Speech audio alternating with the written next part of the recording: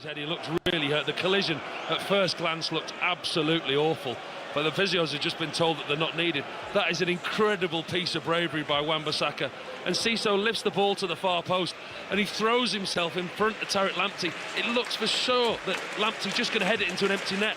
Wan-Bissaka comes from nowhere, almost a diving header across Tariq Lamptey to clear the ball off Lamptey's head, off the line. That's an incredible piece of bravery by Wan-Bissaka. Just purely focused on the ball. Lamptey is a diminutive figure, but he was arriving with pace, looking to try and head it from close range, but Wan-Bissaka with the header clear. Hibs have beaten Aberdeen 3-1, incidentally, and the top four in the Championship have all won because Sunderland did beat Norwich by 2-1. Sports Report is on its way. By my watch, the 6 minutes of added on time are over here. West Ham United 1, Brighton 1. Brighton will still remain unbeaten now in 8 visits to the London Stadium, unless something dramatic happens in the next closing 10 seconds or so. This is surely going to be the last bit of action. And Sofal, on this near side, the left, has headed across to take a throw. A domino effect as the crowd rise to their feet in front of us. Sofal launches it in, flicked on inside the penalty area, headed out and then headed away, and there is indeed the final whistle. 1-1. Paul Robinson. Really poor first half, not a good watch at all. Second half was excellent. Both teams, they applied themselves well. Said in the half-time the two managers would go in and they had something to build on. They certainly did. Brighton came out, they looked the brighter. The first goal, not only Brighton needed it, but the game needed it. Sprung West Ham into life. There was tackles, there was challenges, and it was a really good second half. And in all honesty, Ian, I think as both teams walk off towards us and go down the tunnel, I don't think a draw's a bad result. I think it's a fair result. If either team would have won that, the other one would have felt hard done to. A draw's a fair result here today. Matt's FIFA giving Brighton the lead after 51.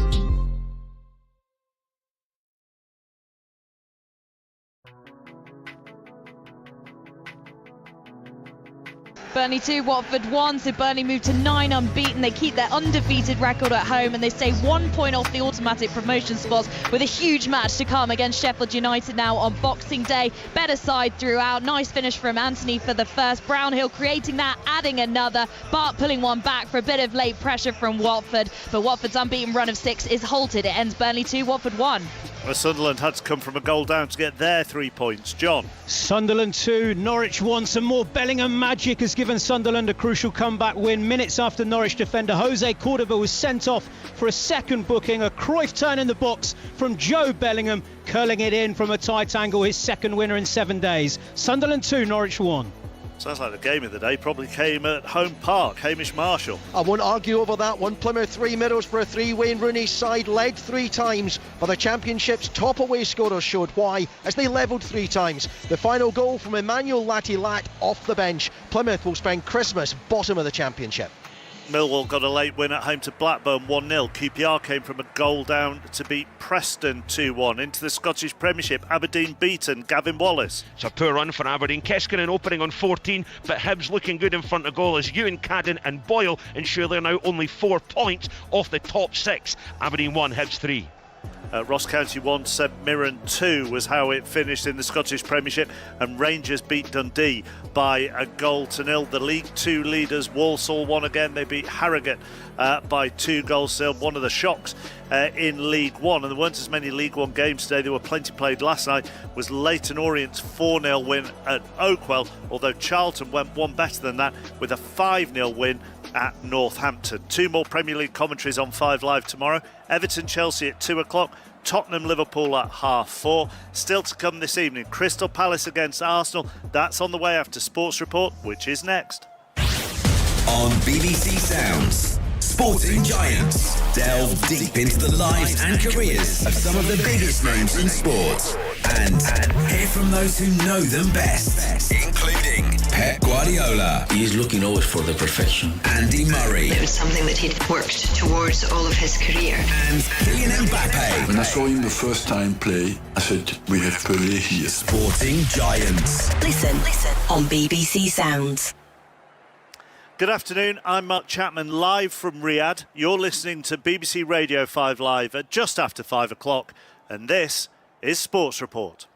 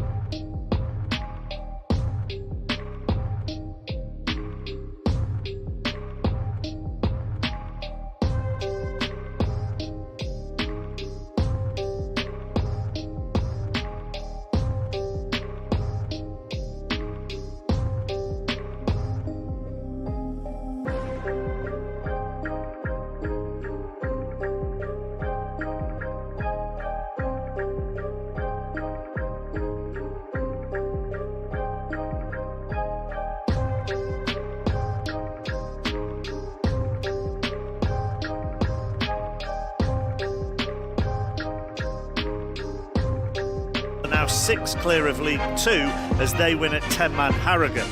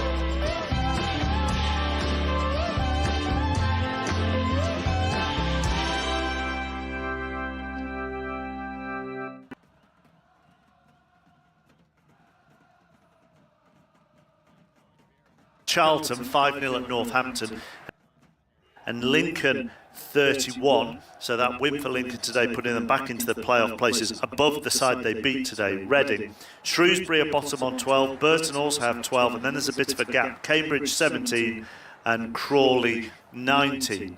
In League 2, at lunchtime, Barrow beat Fleetwood 2-0. Doncaster beat 10-man Tranmere 3-1. Then at 3 o'clock, Accrington 0, Salford 2. Chesterfield 1, AFC Wimbledon 0. 10-man Harrogate 0, Walsall 2. Morecambe 0, Bromley 2. Newport 6, MK Dons 3. Notts County 3, Bradford 0. Those 3 goals coming in 4 first-half minutes for Notts County. Port Vale 0, Carlisle 0. And Swindon, with Ian Holloway in charge of the 1,000th match of his career, beat Grimsby by 3-1. I'll give you the table after news of leaders Walsall's win at Harrogate from Adam Cottier. Another performance of real authority from Matt Sadler's team. Walsall look really well coached. Today they look streetwise as well in tricky conditions. Nathan Lowe fired in his 13th goal of the season from outside the box. Very Harry Kane-esque with the shot that found the far corner. And then in the second half, Albert Adoma, making his first league start for Walsall this season, scored with his left foot. It left Harrogate facing a 4th successive defeat, but Walsall look every bit title contenders on their way to another victory today. 11 unbeaten, Harrogate 0, Walsall 2. Walsall have 43, Port Vale 37, Doncaster 36, Crewe 35, Chesterfield 34, AFC Wimbledon 33, and Notts County and Grimsby both have 31. Morecambe bottom of the table now with 14. Carlisle have 15.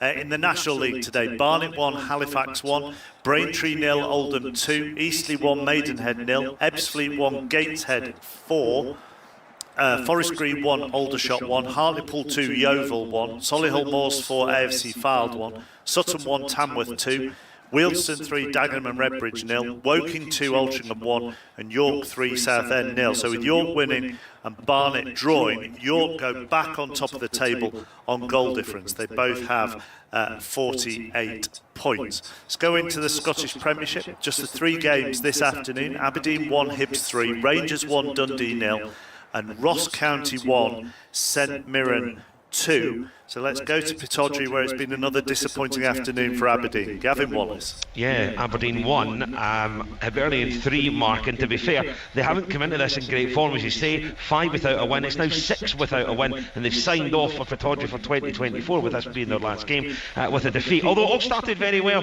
Toffee Keskinen with a great individual effort on 14 down the left-hand side. He had options, Sockler was looking for it, he cuts inside to the box, and the low shot goes well beyond Smith and goals. And then Ellie Ewan, it was a great counter-attack from Hibernian. They broke rank. Ellie Ewan was there for the cutback and the tap-in. Nicky Cadden scored an absolute cracker of a goal on 35, and Martin Boyle with a knockout punch on 49 as he was slipped in after some more poor Aberdeen defending. Hibs, though, are only 4 points off the top 6. Crisis, Mark? What crisis? Aberdeen 1, Hibs 3?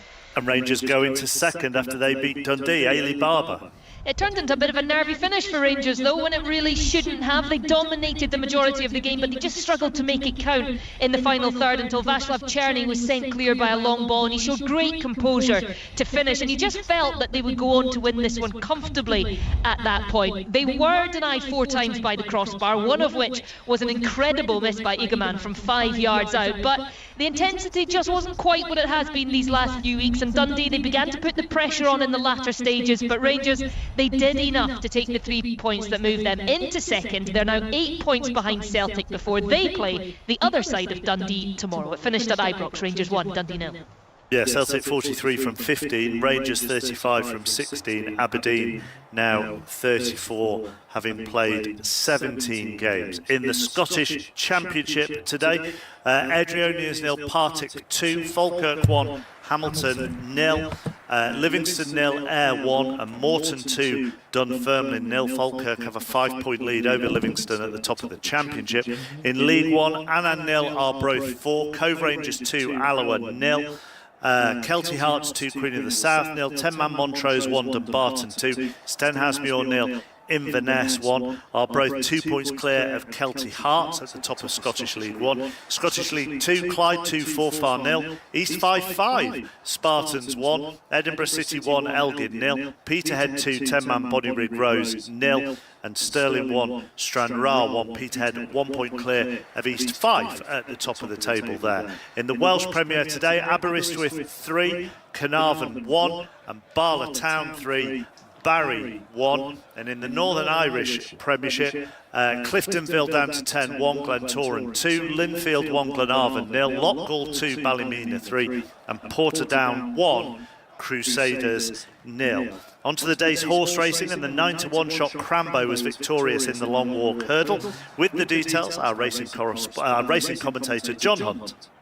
For the second year running, Ascot's feature race provided a thrilling finish, and just like last year, it was Crambo who came out on top at the end of a desperate scrap. He had to win the race twice today. It took him an age to wrestle the lead from front-running Beauport, and as soon as he had mastered that rival, another appeared late on the scene. The Irish-trained Hidden Valley Lake, trained by Henry de Bromhead, who had earlier enjoyed success with Jungle Boogie in the graduation chase. Hidden Valley Lake looked likely to swoop by in the final strides, but Crambo held on determinedly. After such a gallant effort, winning trainer Fergal O'Brien told 5 Live Sport how he hopes that, unlike last year, success today could be the springboard to an even brighter future. He's been pretty good, you know. Like I said, we had a couple of blips after here, and maybe we probably did too many different things with him, trying to get him right for Cheltenham, but we stuck to the system this year, and I said to Chris, the winner of this race was not run at Newbury, and you need good owners to believe in you and trust in you, so I was very grateful for that. Yeah, you can trust the horse as well. He's got a great attitude, isn't he? Yeah, he's very straightforward. Look, Eve, who rides him every day, Eve's got a full-time job. She used to work for us while she was at college. She's got a full-time job now, and she still comes in and rides him out every day. She said that he was back in his old self, so I was delighted with that. And another great one for your stable. Feels great at Christmas, especially for Of course it does, yeah, I'm absolutely delighted. Fergal O'Brien, the winning trainer of Crambo, with John Hunt. Just the one game in the Gallagher Premiership today. Leicester 24, Bristol 54. In the Allianz Premiership Women's 15, Sale 7, Loughborough 50, Saracens 33, Bristol 27. In the Rugby Championship, Benetton 11, Zebra 10, Stormers 29, Lions 10, couple of games on at the moment, no points at all between Ospreys and Scarlets. 10 minutes into the first half, and with about 15 minutes to go in the second, Sharks and Bulls are level at 17 apiece. Back to the day's Premier League action. Nottingham Forest third after a 2-0 win at Brentford. Here's Nuno Espirito Santo with Mark Scott. Nuno, congratulations. Obviously a great result to come here and beat Brentford, but how pleased were you with the performance as well? Really pleased. We knew how hard it is to play here. Brentford is such a good team, and especially at home they've been doing amazing. I think we started well the game, we were composed, we were controlling, really brave in terms of squeezing and trying to be high in the pitch. I think the team realizes that is about understanding the moment of the game, when you can have the ball, when you cannot have the ball, that you have to stick together and help each other. Overall, a very good performance. It's a happy anniversary for you because it's just been 1 year since you took over at Forest. How do you analyse that year when you look back at it, given where you are at the moment? In the beginning it was hard. I think last season we were able to, as a club, to solve a lot of problems that we had. And in the beginning of the season we realized that we had to improve. So it's about this journey together that every day is important in improving the team and the fans happy. Now we go back to Nottingham and prepare the next one.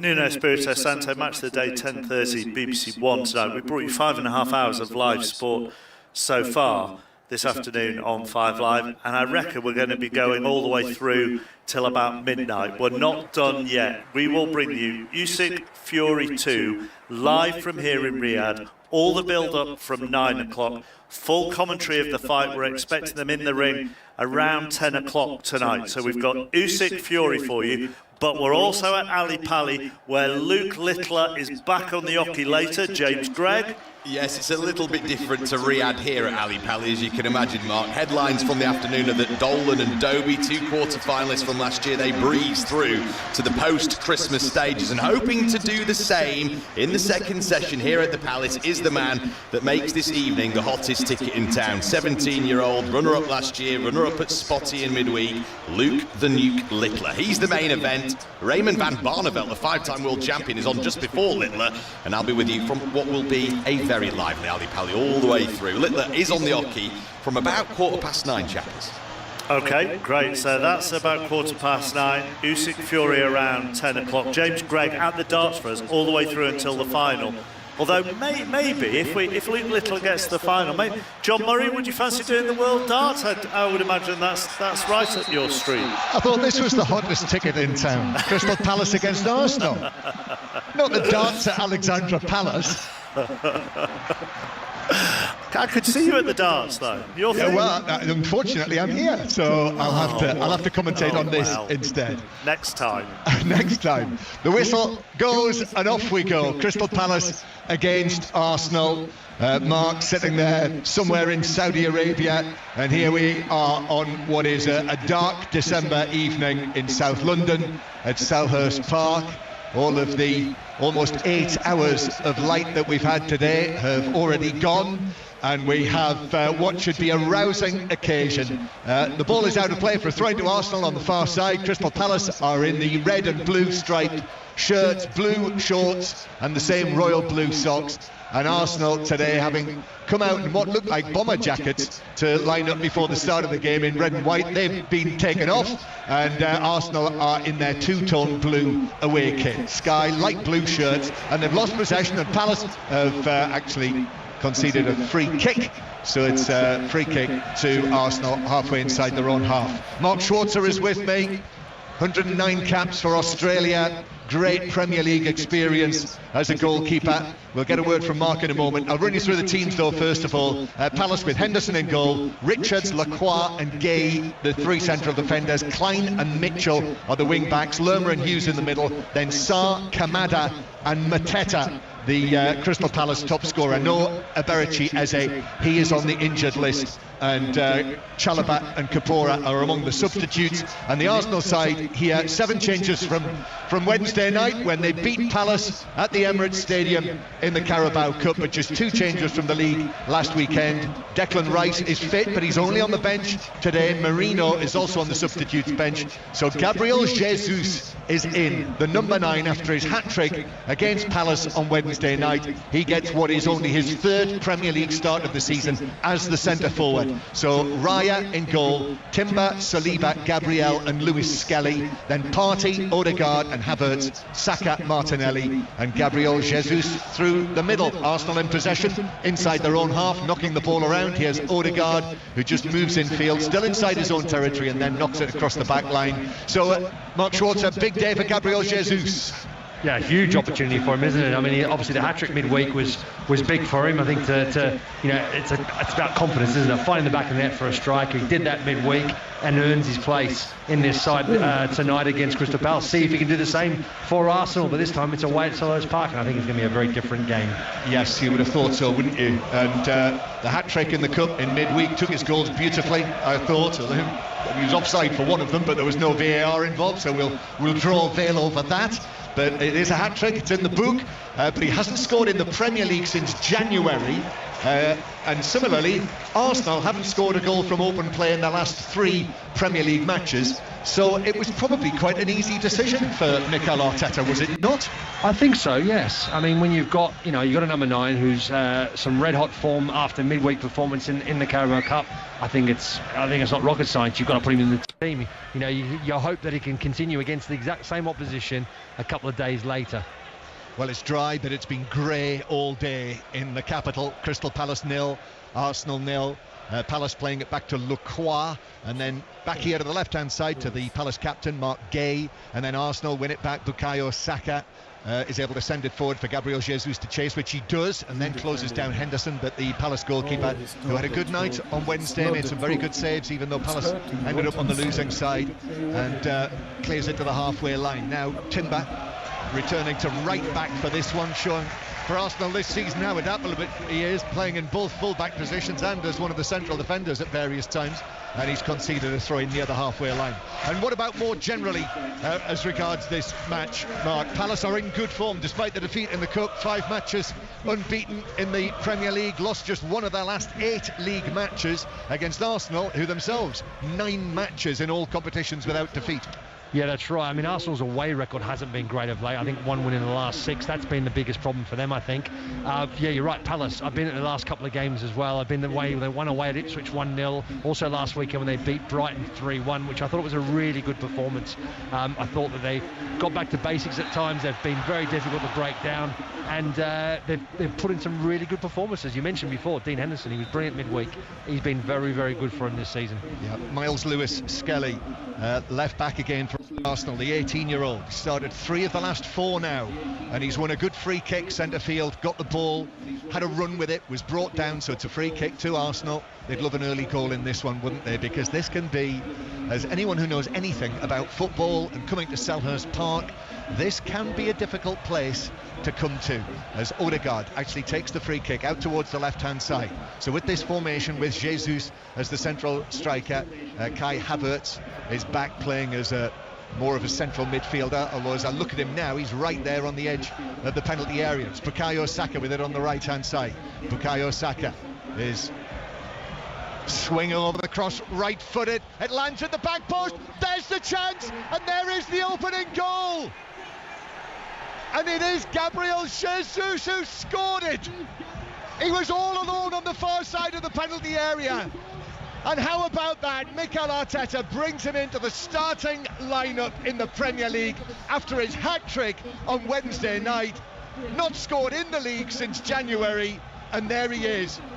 6 minutes on the clock, Gabriel Jesus scores, and it's Palace 0, Arsenal 1. Yeah, it's a brilliant finish from Jesus in the far post area. It was all come about because of that free kick. They took a quick free kick out wide, played it short.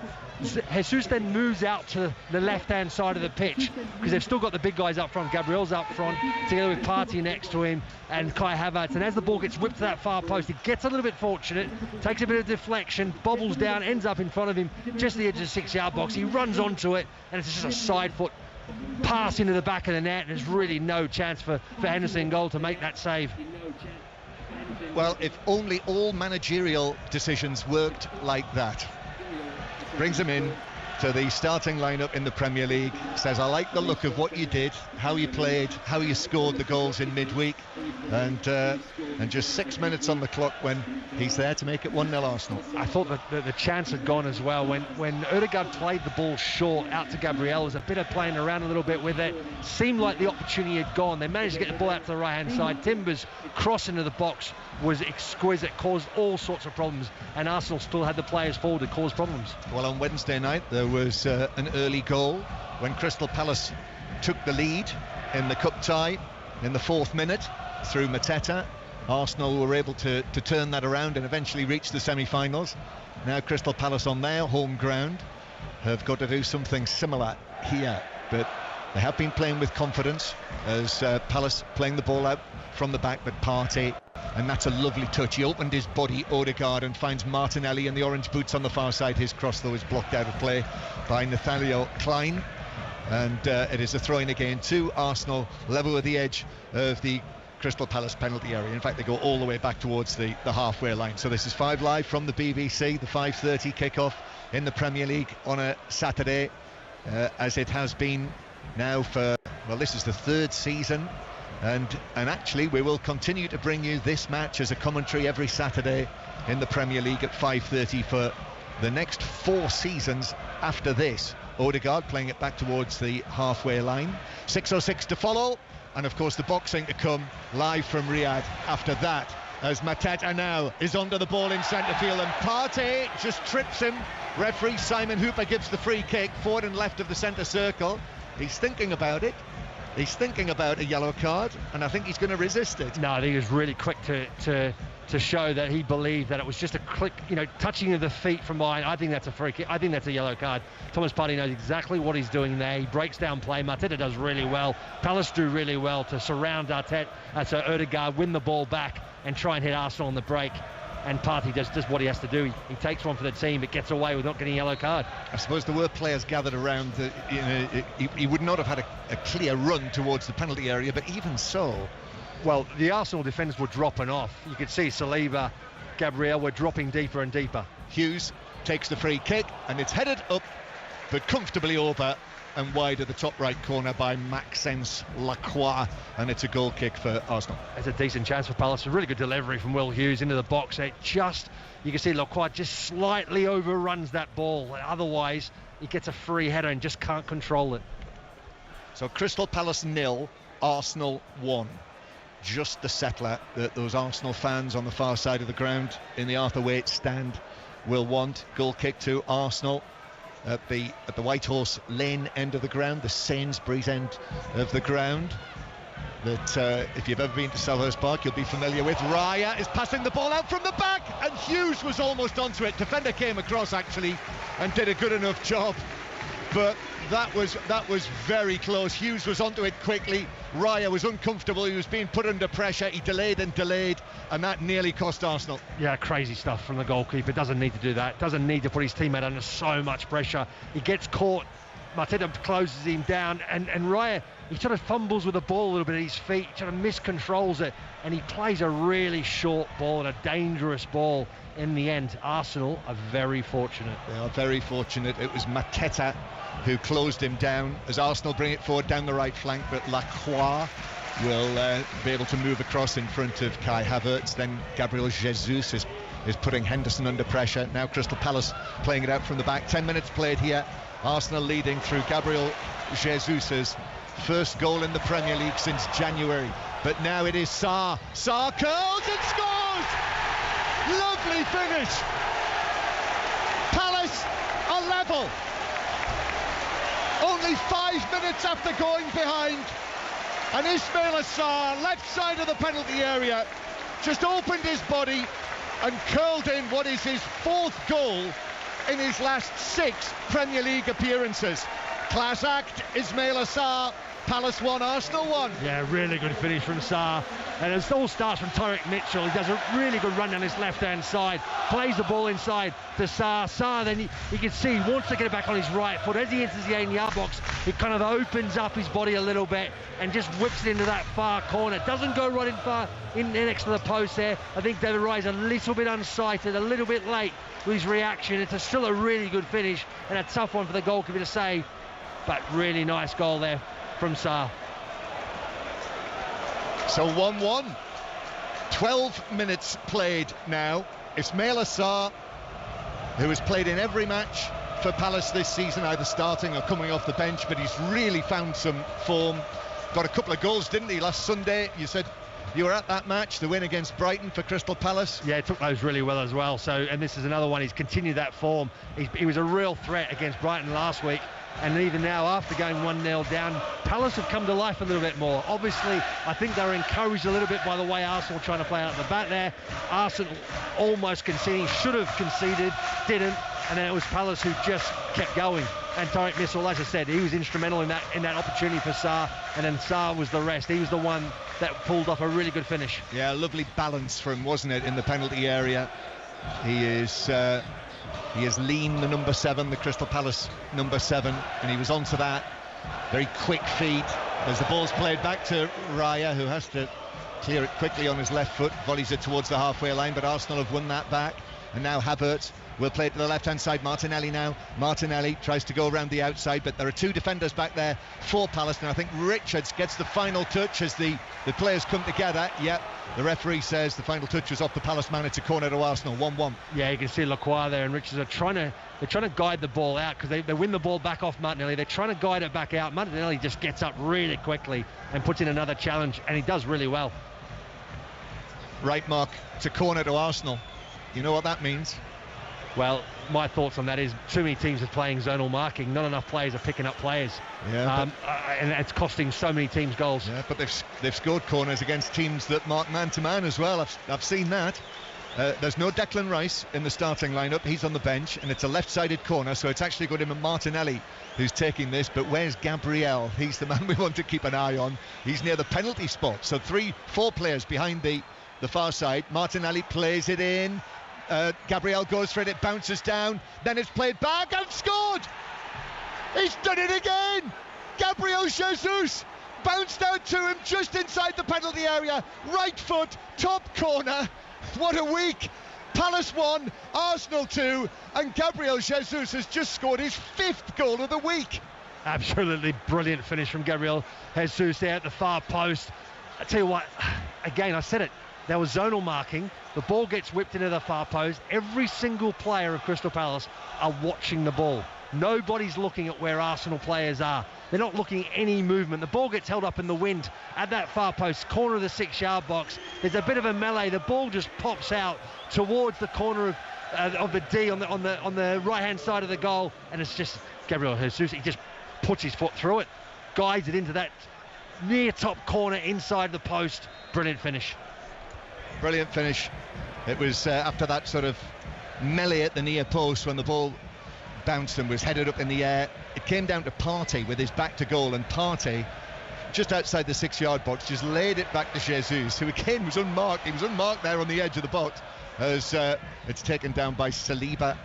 But arriving onto it, suddenly, almost out of nowhere, Gabriel Jesus, full of confidence, just clipped it, didn't he, with his right foot. He saw a way, he saw a sighter of the top corner, and he unerringly found it with that right foot shot from just inside the area as it's played back to Raya, but the referee's brought it back for a late challenge, and it's a free kick to Arsenal halfway inside their own half. It was Jefferson Lerma who just came in with the challenge and caught Gabriel Jesus. So it's a free kick to Arsenal, Mark. Yeah, you could see that. I mean, that finish from Jesus was really, really good, because he knew he couldn't really put his foot through the ball, because it was Crystal Palace defenders coming out to him to block the shot down. He knew if he threw himself right at it, could have been nasty. It could have ended up in an injury, but he looks to just guide it, and he gets enough on it, side of his foot, inside of the foot, and he just guides it. Doesn't look to try and hit it hard. He just goes for accuracy, and he does get it right inside that post.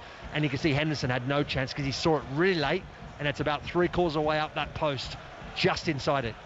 So he's got 2 goals in 15 minutes as Raya for Arsenal, the goalkeeper, was being put under pressure. The pressing has been a big part of this Palace revival, but Raya got it away and Arsenal break downfield. Here's Bukayo Saka receiving it from Odegaard, takes on Mitchell. Mitchell's done well there. Yeah, cheers for the Crystal Palace left wing back. That's a little win against Bukayo Saka. And now Mateta clearly having his shirt pulled by Saliba, still inside the Palace half.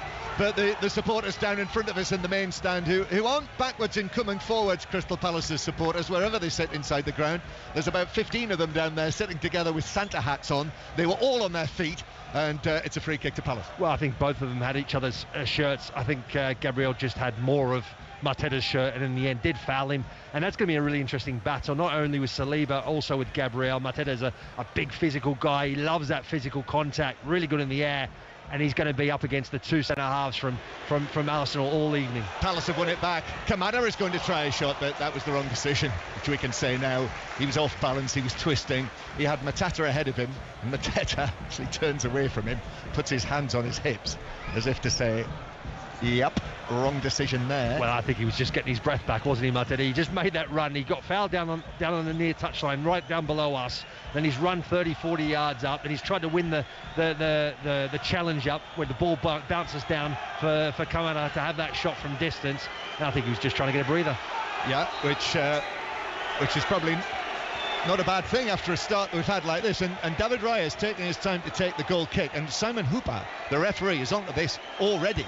And he's actually run all the way over there, which I always think probably takes more time than it would do to just actually take the goal kick. But it's a reminder to David Raya that that's his last chance. Well, yeah, exactly. I think it's the fact that we're at the 19th minute, he's gone up to him already and said, right, this is your last chance now, already into this game. So he just wants to give him that warning.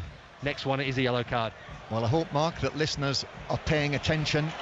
Sometimes at this time of year, attention spans can be under some pressure. Well, it's mostly to do with Christmas parties during the week, John. You could probably relate to that, couldn't you? Well, I think many people will have been at Christmas parties during the course of this week. But for those who have been, it is Crystal Palace 1, Arsenal 2 now. And Gabriel Jesus, you don't have to be Woodward and Bernstein to work out the story here. Gabriel Jesus, having not scored in his last, believe it or not, 23 Premier League appearances. 23 Premier League appearances without a goal since he scored against Forest at the City Ground back in January the 30th. Hat-trick in midweek in the Carabao Cup, and then coming into this match, 2 goals in the first 15 minutes. It is funny, isn't it, the way that football works sometimes, as Mitchell wins a throw-in for Palace off Gabriel Jesus, who's on another hat-trick, of course. He is, and I'd like to know, of those 23 games, how many of those games did he actually start? Yeah, and I think that's always key. Yeah. I think that's always key to it, and I think the fact that he started midweek, scored a hat-trick, now he started the very next game off the back of that. I mean, scoring a hat-trick midweek in a Carabao Cup quarter-final is going to give anyone confidence. Yeah. This season, as I say, it's his third start only, his third start in the Premier League, but in all competitions, 9 starts, and he's come on as a substitute in 13. And you know, some of those have been final minutes of matches, so it's a very salient point. Crystal Palace 1, Arsenal 2, Mark Schwarzer alongside. And we'll have more at half-time on all of the big stories today. None bigger than another defeat for Manchester City as Palace win it back from Saliba. Mateta now! Oh, what a save from Raya! Middle of the goal, just ahead of the penalty spot. Thought for all the world that Mateta, who's got a brilliant goal-scoring record here, would make it 2-2, but Raya came out diving, spread himself, made the save. Now at the other end, Saka, Odegaard with a little touch, and it ran away from Havertz, and Palace are able to clear it. Absolutely brilliant save from David Raya there. I mean, I think is it Gabriel who makes the mistake? I think it was Saliba. Saliba loses the ball, and it's literally it's Palace 2-on-1. The ball gets played to Mateta. It's slightly in front of him. He's reaching for it, lunges, stops it with his toe. As he's done that, Raya has the chance to just throw himself at him, and he makes a brilliant save. the pressing. I'd heard about this pressing of Crystal Palace in over the course of this recent run, where Palace have lost only one of their last 8. But I mean, you can really say, Bukayo Saka is sitting down in the corner of the pitch just down here, and Gabriel Jesus sees him in possession, is actually just going to tap the ball out of play. So Bukayo Saka can get some treatment. Now they can ill afford to lose Bukayo Saka, so this is a concern. And he's sitting on his bottom, and he's feeling, is it his right hamstring? It looks like his knee, actually. It looks like he's chesting his knee, which is he has been sitting there. He doesn't look happy. So it looks like he's worried about it. You can see he's got his hand on his forehead, and he's worried about the injury he potentially could have picked up right now. Yeah, just keep an eye on him, Mark. Just to mention, you hear the applause now around Selhurst Park. This is to remember a young Crystal Palace fan called Alfie Atkins, who is only 21, who's recently died. He's obviously a very, very popular young man, loved by everyone and anyone, I was told before the match. And this is a period of applause to remember him. There is, whenever you come here, there's a great feeling of community around this stadium and this football club. This stadium this season is 100 years old, and as it says in the programme, Selhurst Park is the heart of a vibrant and diverse community, and I think you heard that reflected there. Back to Bukayo Saka, who I think his afternoon is over. That's going to be the end of it with the injury. So that is a serious blow for Arsenal and what they hope to do this season, depending on the severity. Well, he was pointing already to the change rooms. He wanted to go straight off. He's right down the bottom right-hand corner of this pitch, where the change rooms are, and he's literally 30-40 metres away from those change rooms. So he's already signalling he wants to go off there. He is really struggling. Yeah, and Arsenal, he's taking his time. I think he's actually buying his team time to get the substitutes sorted out. And now he has finally left the field. Lacroix of Crystal Palace has come across. Yeah, it's Trossard who is going to replace him, but they can't get him on just yet, so they're playing with 10 men. But there he goes now, just disappearing down that tunnel in the corner where all of the red brick walls are down there, in between this stand and the Holmesdale end. Well, Bukayo Saka, I mean, it was his ball across that led to the opening goal for Gabriel Jesus. I think he'll get an assist for that, won't he? Even though there were a couple of deflections, or will he? Yeah, good question. Who was it? Was it the committee, isn't it, who decides on? Well, they need to get the committee in. And my other question actually is, all of the goals that Arsenal have scored from corners, does that count as a goal from a corner? Bearing in mind it was taken. There was a bit of... I think the fact that Thomas Partey lays it off with intent to pass it to him, not that it just falls off someone and falls to his ground and he has a shot on goal. I think the fact that he lays it back, I don't think it's counted as coming from a corner. Count as a goal from a corner. Personally, that's my interpretation of it. I could be completely wrong. Might need to ask the committee that as well. I think so. Yeah. Who is this committee? Who is on it? I have no idea. I bet you do know. You know everything. Crystal Palace 1, Arsenal 2. Arsenal in front, but they've lost Bukayo Saka, who's having such a good season. And if that was an assist, that was his 14th assist in all competitions this season. 9 goals and 14 assists. And they have to hope. All Arsenal supporters will be waiting for Mikel Arteta to give the news. As Timber crosses for Arsenal, but that's cleared away on the edge of the 6-yard box for Palace by Lacroix. Here is big Mateta, big man, shaven head, and the floodlights are gleaming off it. Big shoulders as well.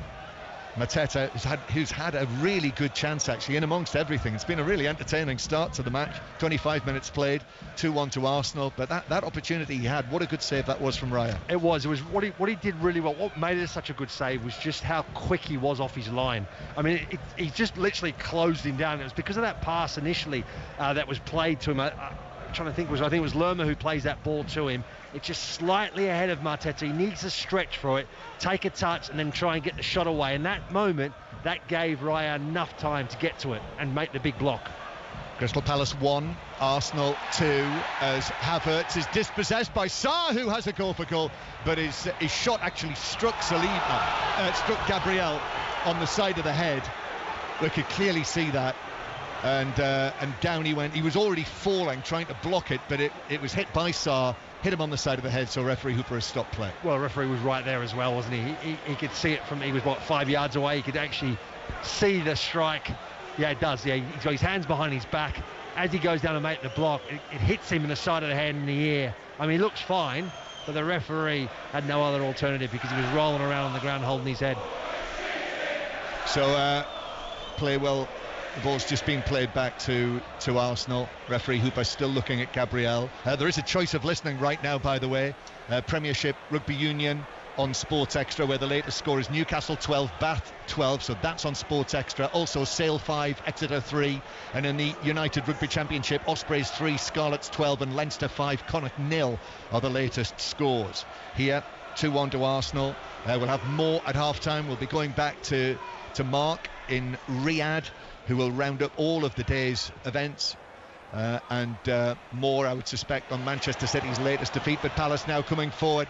Klein on the edge of the penalty area, lays it across to Hughes. Arsenal just got a foot in there. Trossard, who's come on as a substitute now for Bukayo Saka, and Arsenal were able to get it away. But Lerma, and then back to Lacroix, who will play it back to the Palace captain, the England man, Mark Gay. He was off on a run brilliantly. He's taken it in between Martinelli and Odegaard. He's almost on the left wing. Right-footed cross into the box. It bounces away to Havertz on the edge of his own area, and Havertz is able to clear it. Excellent play from Gay.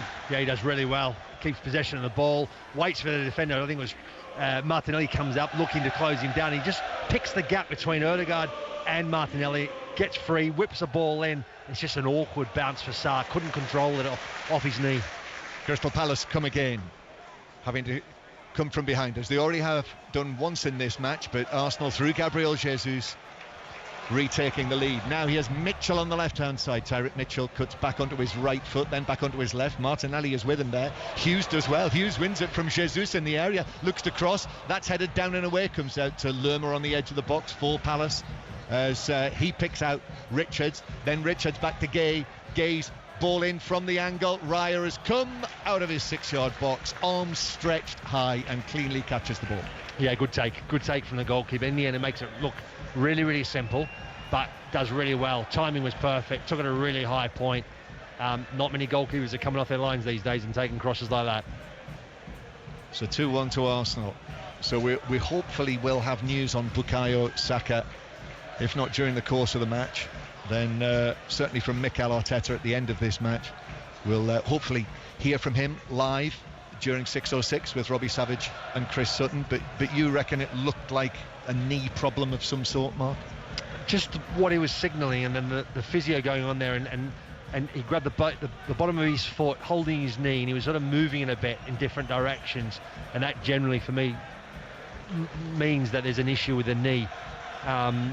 It wasn't a hamstring, it wasn't anything else. It didn't look like he wasn't, hamstring's pretty obvious, turn him around, stretch him. That one for me looked very obviously like it was a knee injury. And what they've done is, having brought Trossard on, who's played in his more familiar left-sided position, that means Martinelli has come across to the right-hand side. It's not too often you see him on the right flank, Martinelli. Yeah, but I don't think... I wouldn't be surprised if throughout the night we see them moving around, quite a lot of movement. Martinelli end up also... Because Gabriel Jesus is not someone who necessarily stays there as a number 9, as with the first goal. He was way out on the left-hand side of the pitch, and that's why he was free at the far post and was able to score that first goal. So I could see a lot of interchange going on tonight. Crystal Palace 1, Arsenal 2.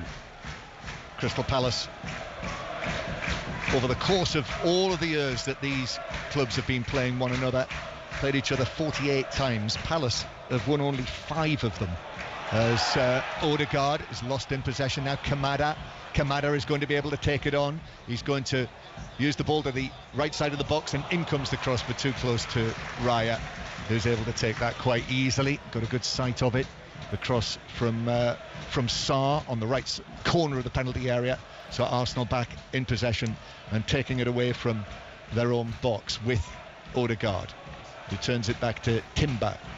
Then infield to Saliba and Raya just to his left. And Raya goes long with his pass, which is onto the head of Nathaniel Klein, coming back into the team for Crystal Palace, the former England full-back. Sarr now over there on the right hand side, goes past Gabriel and is then as he goes round him, is brought down, and I think that is the cheer for a yellow card coming out from Simon Hooper. It is. So yellow card for Gabriel. Yeah, I mean, Saka gets past him. Yeah, he just pulls him back with his shirt. It has to be. There's no other alternative from the referee. Gabriel doesn't even look at the referee. He knows he's getting a yellow card. So a free kick for Palace over there on the far side.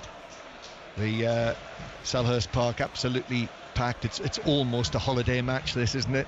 The weekend before Christmas. Crystal Palace, who on Boxing Day will be going away to Bournemouth, and so, with it being Arsenal as well, London derby, Arsenal coming down around about 10 miles away from here, the Emirates Stadium. Everyone wants to see it, and in comes the ball from the free kick. It's headed away on the edge of the box. Richards was closest to it for Crystal Palace, and then Hughes is fouled by Trossard. That's going to be another free kick. Hughes is thinking about taking it quickly, but he does just wait. Simon Hooper actually says, just hang on a moment. So you'll be able to work this in. It's forward and right of the centre circle, so the chance just to drop it into the penalty area. Yeah, again, it's just a silly free kick to give away. Trossard doesn't need to run into the back of Hughes there. And now Palace is able to get players forward, get their big players forward, and whipping a dangerous ball into the box. Might be Kamada, actually, who was the player who was available if Hughes had wanted to take a quick free kick. Hughes runs over it. Kamada curls it into the box, and that's headed down and away by Gabriel Jesus. 2-goal Gabriel Jesus out for a throw into Palace, 10 yards back from the corner flag. It's been a little while since I've been here, Mark. I'd forgotten how much the roof of this stand actually comes down right into your eye line. Well, and the pillar as well. Where I'm sitting, I can't see that far post. Yeah. Sorry, the far corner flag. I can't see it because of the post that goes straight down. That's just a coincidence that you happen to be sat there. It's a long throw for Palace then into the near post. Gay is there, it bounces down, and then I think finally off an Arsenal player. There were three of them grouped together. Yeah, it's a corner. It's Palace's first corner of the match, Mark. Yeah, the ball just drops to Gay's feet then, and he's obviously got two Arsenal players around him. I think it's Gabriel off his back there, and he sees Partey coming to try and close him down, so he just plays it against his feet and out for a corner. Yep. Mark Gay, actually, who's the Palace player on the scene, actually trotted off the pitch, got the ball, picked up, took it towards the corner flag, rolled it for Hughes, who is going to take this. So Palace grouping players around the penalty spot. So Lerma is there, Gay joins them as well. Lacroix is also one of those men. And just on the edge of the area, Kamada, whereas Mateta is right on Raya. So Arsenal have got this well drilled, and Palace players go in all directions, and Lacroix got his head to it in amongst a crowd of players at the near post, couldn't direct it down, headed it up and over, and it's a goal kick to Arsenal, who lead 2-1. Yeah, it's a good delivery into that near post area. A lot of players there, and Lacroix does get the final touch. He's just not able to control it. Actually comes off his shoulder, mistimes it. Otherwise, that could have caused Arsenal a lot of problems. Crystal Palace 1, Arsenal 2. Haven't mentioned yet, incidentally, all of the Arsenal players are wearing black armbands today.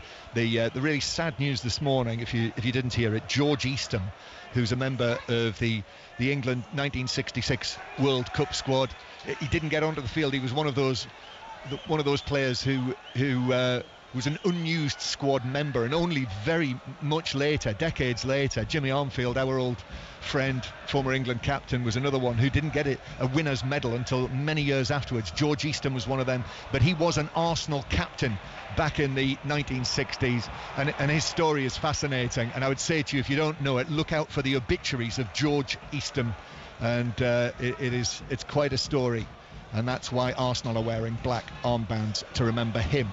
Partey plays the ball back towards the edge of the penalty area. Raya actually comes out of the box. A long ball for him downfield. It's missed by Mitchell, but there is cover there from Mark Gay, and he's able to head it back to Mitchell. Left-footed ball from him up to Kamada, the Japanese international. Kamada with the reverse pass from Mateta, but I don't think he'll get there. No, Saliba makes sure as well, just with use of his body, and it rolls out of play for a throw-in to Arsenal. Mikel Arteta, all in black tonight, Mark. He's got his collar turned up on his thigh-length, black jacket, black trousers, black shoes, out of the technical area for some time with some instructions, then turns back, sees the fourth official, Oliver Langford, waiting for him, immediately apologises as if to say, I don't know how I ended up out there, I have no idea. Yeah, I think he spends a lot of time outside that technical area. Yeah, It was the anniversary yesterday, and Arsenal are waiting for, and in fact it's a yellow card. They've waited too long, and so Timber is now yellow carded. Well, Raya had the warning, so Arsenal can't say that they hadn't been warned, and it's a yellow card for delaying the restart. I'm sure they're not trying to delay time already, are they? I mean, we're only in the first half still, and there's a lot of football still to be played. Well, the question has been asked, hasn't it? Oh, Jesus as it breaks away. A little touch around Richards. Jesus into the box, and that's an excellent covering challenge from Lacroix, who knows it. He's up onto his feet. There's a hand in the air. That was an excellent piece of defending. I thought Jesus was in. No, you know why he puts his hand up in the air? Because he makes the initial mistake. He misses the ball. It's a simple bouncing ball towards him. He steps his right foot out, misses it, but his recovery is exceptional.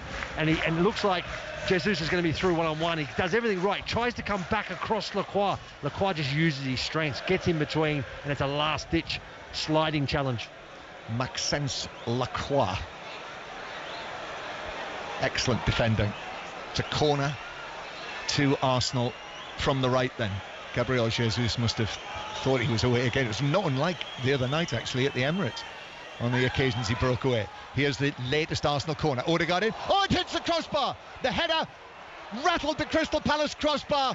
It was Gabriel who was underneath it. He was so close to scoring yet again from a corner, but Palace have got away with it. That's some escape as they now break downfield Mateta, but Raya gets there first for Arsenal. Arsenal so close to a 3-1 lead. Gabriel, how on earth does he do it? I think there's a lot of wind going up there because that ball held up again, like the first one where Arsenal scored. It just seemed to hold up in the air for ages. Dean Henderson's come out because there's so many bodies around. He gets caught underneath it, and then it was in the end. I think Gabriel gets that header. He's about 4 or 5 yards out.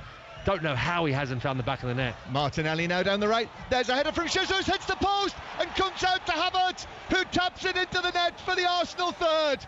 Gabriel Jesus so close to a hat-trick himself, but against the post, bounced out right into the path of Havertz, and no matter Gabriel's header hitting the crossbar from the earlier attack, they have got their third goal now, Arsenal. A clear lead. Palace 1, Arsenal 3. Yeah, Palace just did not clear their lines. They weren't able to deal with they obviously get away with the first one with the corner where it crashes against the crossbar, and then they just almost go to sleep here. And as the ball gets whipped across into the 6-yard area there, actually towards the penalty area, and you could see there, Jesus, really good header off the post, unfortunate, and for my mind, you could see Havertz, he's miles onside. Tariq Mitchell actually keeps him onside right down in the end, and it doesn't matter, it's a simple tap in. He's the only one to react. Everybody stands and just watches the ball hit the post, bounce back out. Even Dean Henderson, I think he thinks it's either going in or wide, and he's just standing there. Well, Kai Havertz won't have too many simpler finishes than that. Middle of the goal in the 6-yard box, nobody with him, just tapped it in. There must be a Havertz baby on the way as well, a bit like Gabriel Jesus the other night. Havertz got the ball back out of the net, put it up his jumper, put it up his shirt, and put his thumb in his mouth. Yeah, I mean, it was a very simple tap-in for Kai Havertz, but you have to give him credit because he's the only one that reacts to the header. He's not the one. He's the only one that's not standing there and just watching the ball as it goes towards the post. So Crystal Palace 1, Arsenal 3, and Kai Havertz with the latest Arsenal goal. And actually now, with a scoreline like this in the first half, I mentioned the fact, you did, Mark, that they'd won only one of their last 6 matches away from home in the Premier League. But the one they did win was that 5-2 win at West Ham, where they went goal mad in the first half. And here they are, still 5 minutes plus to play of the first half with a 3-1 lead. And actually, it could have been more.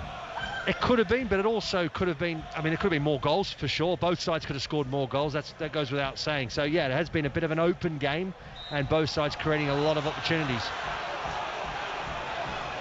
So 5 minutes to go to the break. Now it's a free kick for Arsenal on the halfway line. Odegaard is just picking himself up and actually looked to take it quickly. The big blot on this scoreline, though, if you've just joined us, if you're an Arsenal supporter, you will not want to hear the news that Bukayo Saka has picked up some kind of an injury and had to be substituted. Leandro Trossard coming on. Arsenal fire it forward from the back. That's seen back to Henderson by Richards, and then Henderson, the England goalkeeper, on his left foot, clears it to the halfway line. Odegaard running towards our position here, just flicks it back to Martinelli. Then Sarr is able to get a hold of it. as he runs back towards his own penalty area. So at half-time, more to come on the earlier events up and down the country. Manchester City's defeat, Nottingham Forest's latest excellent win at Brentford, who had the best home record in the Premier League until Nottingham Forest went there.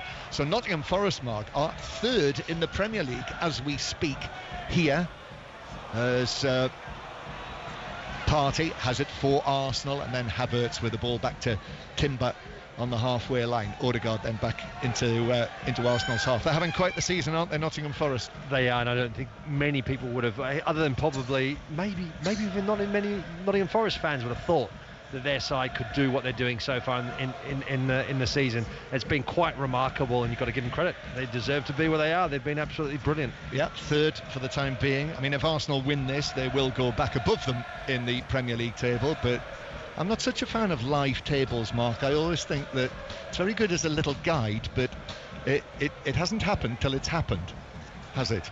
No. Do you know what I mean? Well, you're right. It hasn't, but I actually kind of like it, I have to say. Yeah. I do like the live table. I don't mind it as a guide, but, you know, as far as I'm concerned, Nottingham Forest are still in third. I think it's actually even more interesting towards the back end of the season, where there's so much to play for, and you see where people end up, where they possibly could be, where they drop off maybe to. I think that's fascinating. I'll tell you where you do need a live table now is in the Champions League, the Europa League and the Conference League. So that actually is welcome. Crystal Palace 1, Arsenal 3, and there's just a little lull now since the Kai Havertz goal, which has given Arsenal, I think I would call it a measure of control, or at least it does until Crystal Palace get another one. As Martinelli, ball played down the right.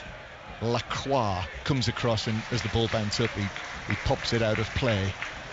Yeah, it's interesting because Crystal Palace on a number of occasions today, it's just been too easy, that long straight ball over the top, either onto the flanks or just straight over the top, and they're winning possession way too easily. When you look at Palace, they've got 3 centre halves. They shouldn't be beaten so easily. Throw in to be taken by Timber near the corner flag. It's flicked back by Gabriel Jesus. Then crossfield pass gives it away, so the lighter blue shirts of Arsenal are back in possession of the ball. Said blue shirts, it's got a kind of pinky smudge across various parts of it. It's probably an intricate design. Here's Odegaard. Odegaard now advancing with the ball, looks to his right. No Saka now, but Martinelli is there. Martinelli's cross has gone all the way across to Trossard, who volleys it back across the area. He got that all wrong, actually, and hit it straight at Lerma, who is able to clear. Arsenal come again, looking for a 4th goal here at Selhurst Park before half-time as they attack towards the Holmesdale end of the stadium. There's Lewis Skelly over there on the far side for Arsenal. Comes back to Odegaard, blonde hair bobbing, and then Lewis Skelly plays it from foot to foot, and Arsenal go back towards the halfway line.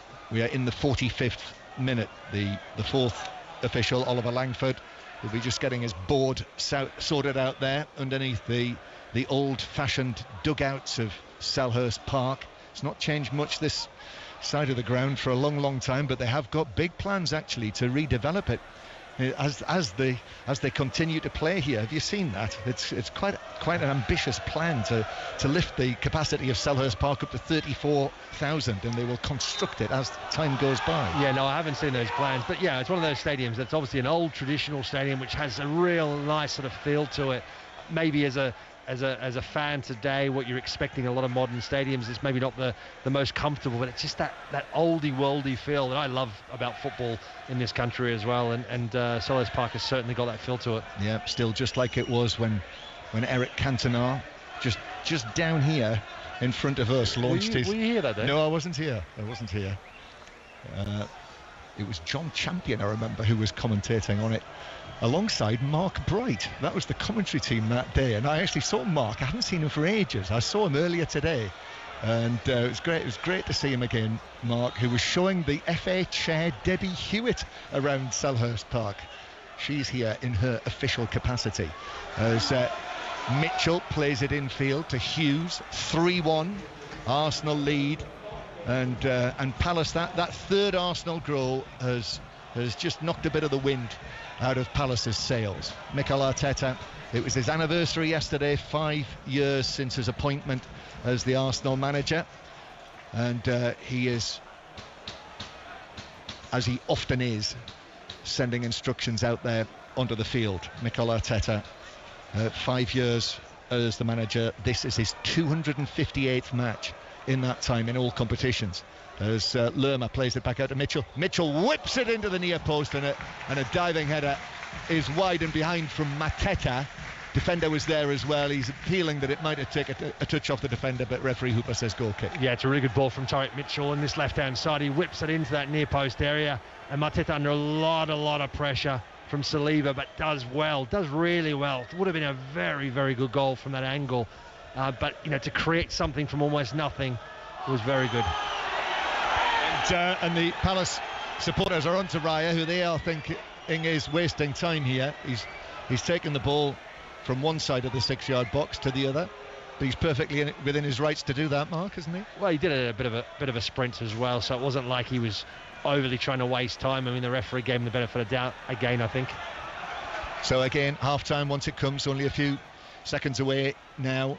We will round everything that happened earlier up. Mark Chapman will be joining us again from Saudi Arabia. So all of the Premier League results today, and the big scores in Scotland as well. Aberdeen 1, Hibs 3 was the one that caught the eye. So Rangers now up to second place after they won against Dundee. Sheffield United still 3 points clear at the top of the Championship after they and second place Leeds United won. But all the details to come, and indeed all the details, many more details on the BBC Sport website and app on the football pages. Odegaard just runs away from him, so Gay is able to pass it to Mitchell. Mitchell now, Arsenal trying to get back. Martinelli in with a challenge. It was a clean challenge, says the referee, but however Kamada infield, Lerma, but Lerma was dispossessed by Gabriel Jesus. 2-goal Gabriel Jesus to the other Arsenal scorer Havertz, now forward to Trossard across just outside the area. Odegaard now to Martinelli's low shot, saved by Henderson, going down to his right, out to Odegaard, he shoots, that's blocked by Mitchell, and the ball bounces away for Crystal Palace. Lovely flowing Arsenal move. Yeah, very good, and I tell you what, Palace do really well to scramble and get back and put bodies in the line of fire, and they do very well, and it all starts because Gabriel Jesus, his work rate is always exceptional. He did it again there. He created something from nothing, wins the ball back just inside his own half, and that starts the counter-attack. Just didn't quite have the finish, did it, from Martinelli? From the angle, didn't hit it quite as he would have liked. I think he's looking to whip it into that near post area, because Gabriel Jesus is making a run into that area there, and Dean Henderson makes a diving effort to try and make the save, gets his hands on it, he's able to deflect it out of the path of Gabriel Jesus, and there in the end, that's what there's a bit of a melee. There's a block shot from Odegaard, and in the end, Palace survive again. So 3-1 Arsenal lead. BBC 5 Live. That's given away by Lerma. Arsenal with Havertz bringing it forward, but he runs into Lacroix, who was strong there, and then Lacroix is tripped by Jesus, who immediately apologises for it.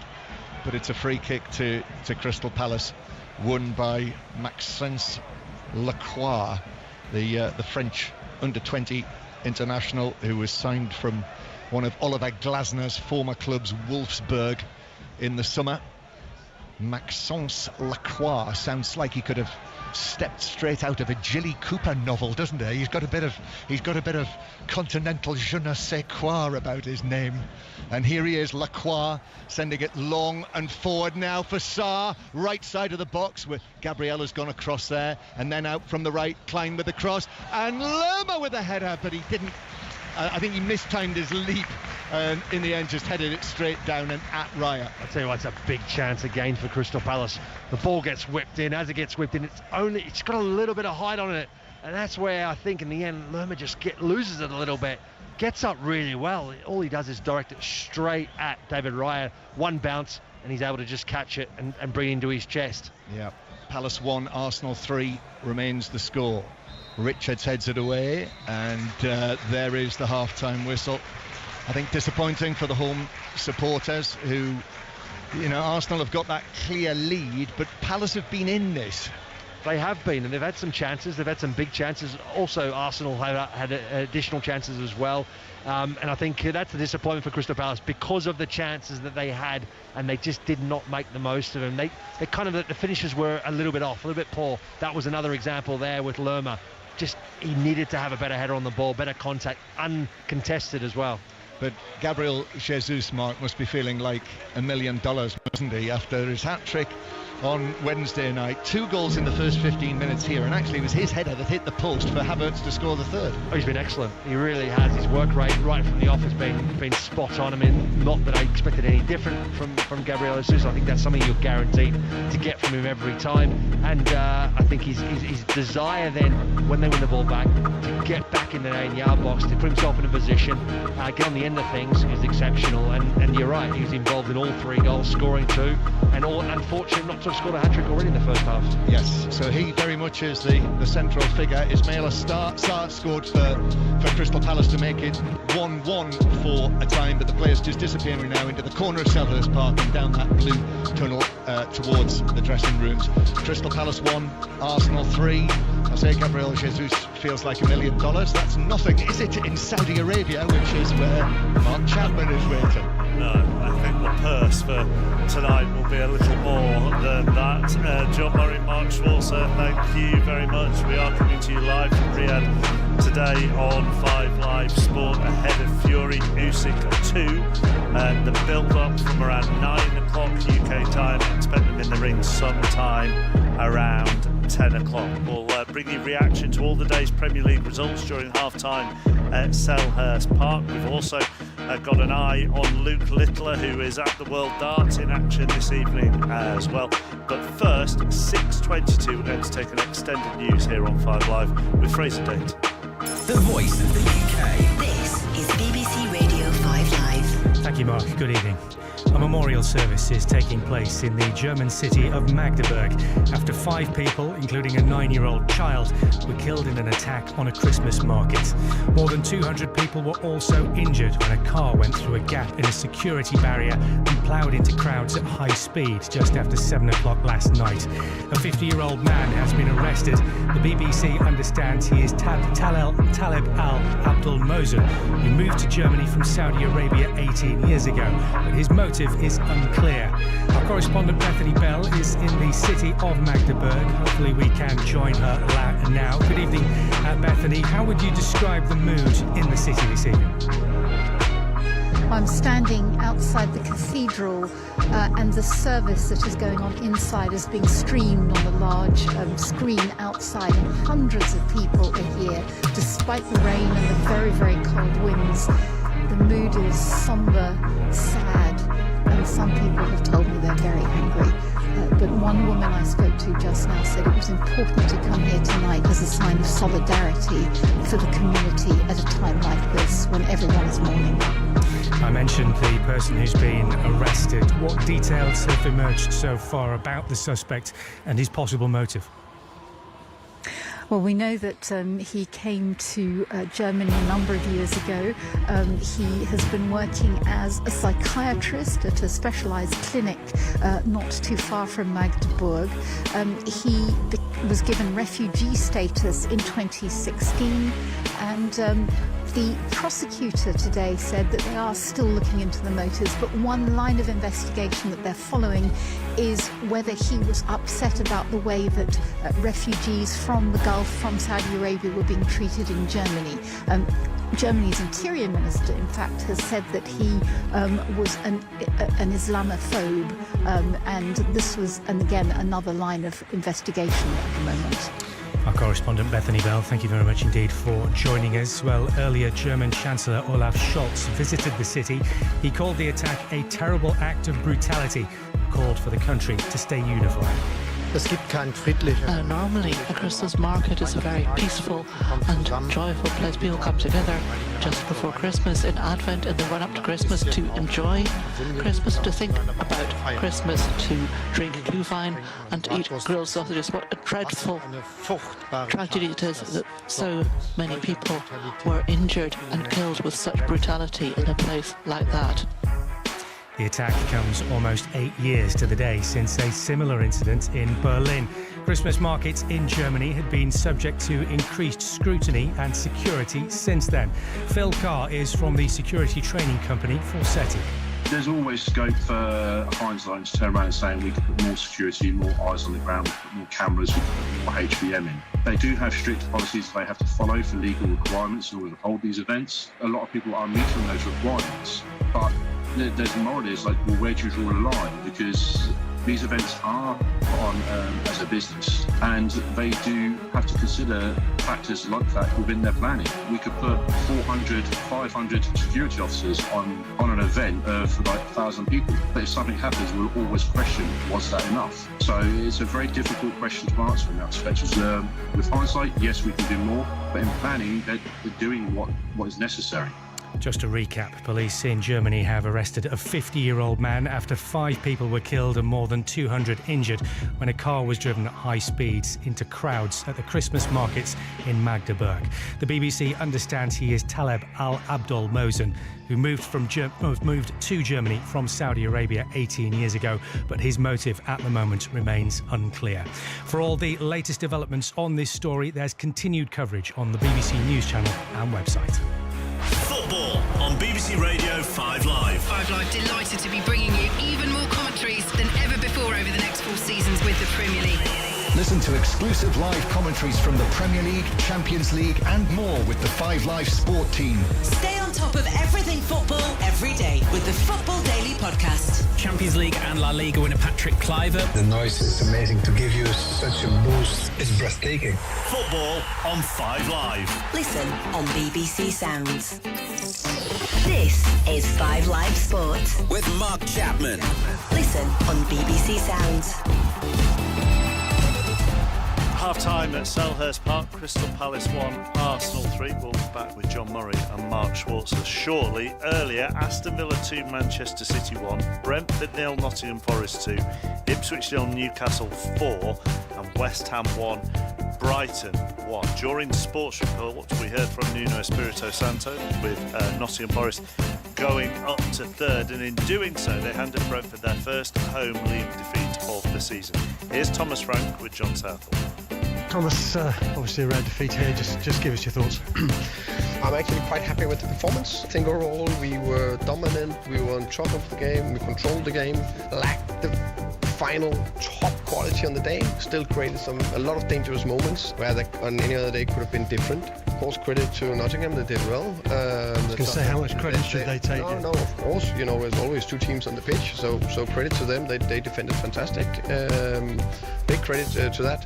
Also, I think it's nice to sometimes look back to see where we've come from. So Nottingham play a 4-2-3-1, I think the whole season.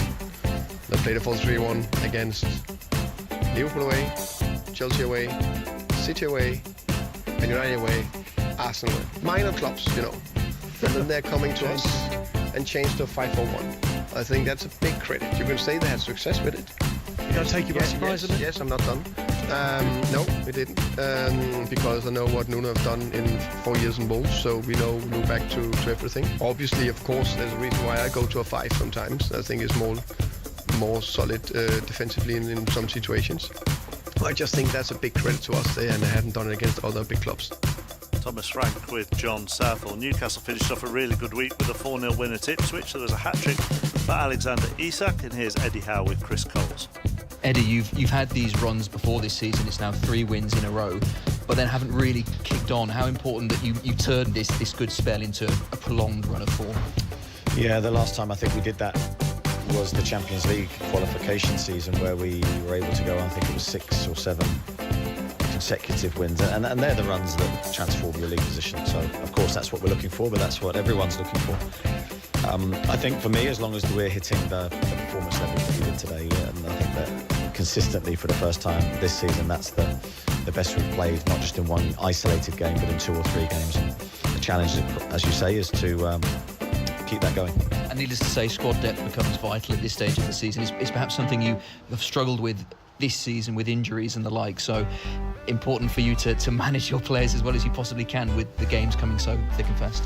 It is, and that's why we've been lucky, I think, in the last 3 games that we've been able to share the load a little bit, and we've been able to take Alex off in the last 3 games and just save his legs as he's getting fatigued. He's so important. He's obviously our main goal scorer at the moment, and other players we're nursing back to full fitness. Players like Kieran Trippier, it's great again for him to get another half an hour today. So important for us, along with a couple of others. Plenty to talk about them with Chris Sutton on 6:06. Guess you want to hear from Villa fans? Yeah, want to hear from Villa fans. They've leapfrogged Manchester City. They've still had a good season, Aston Villa. Not just, I think, 7 points.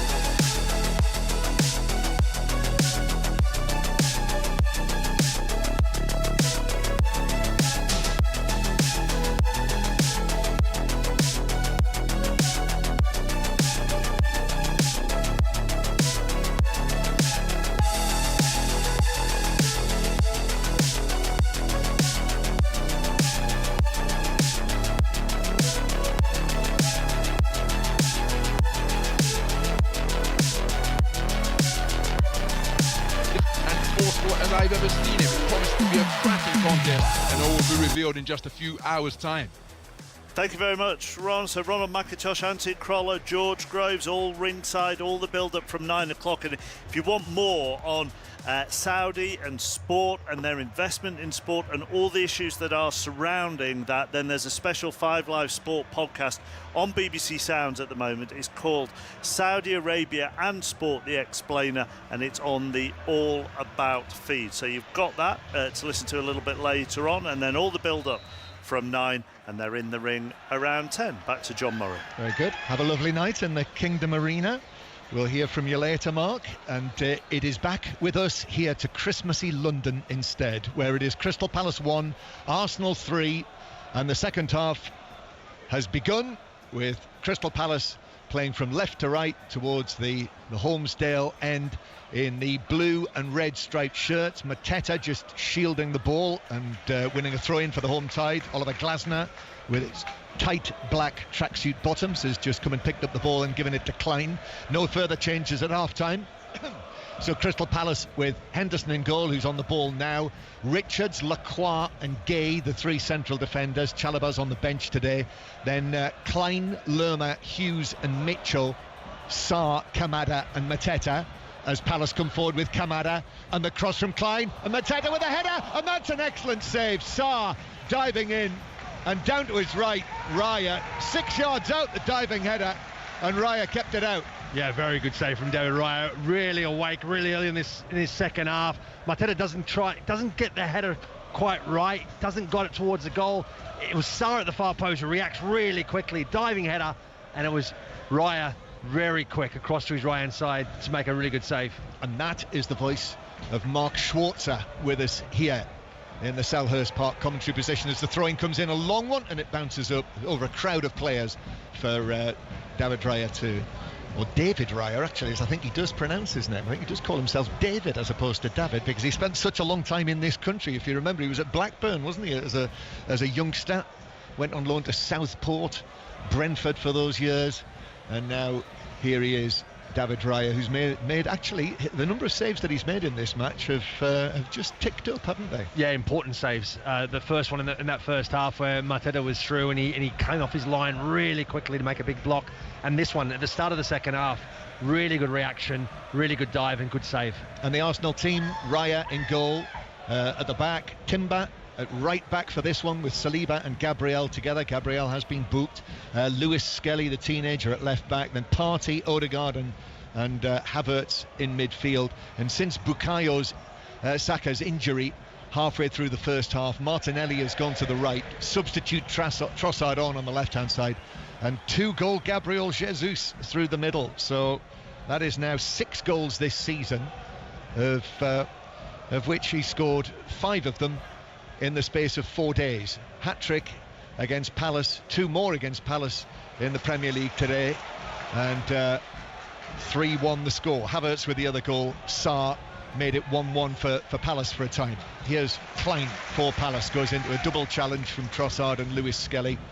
So Palace go back into their own half. It is dry, it's actually quite mild.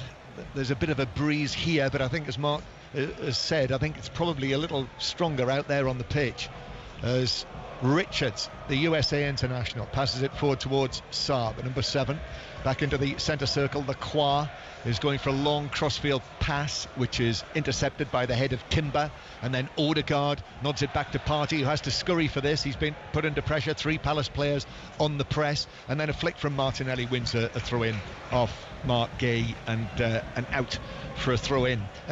We mentioned there the pressing of Crystal Palace.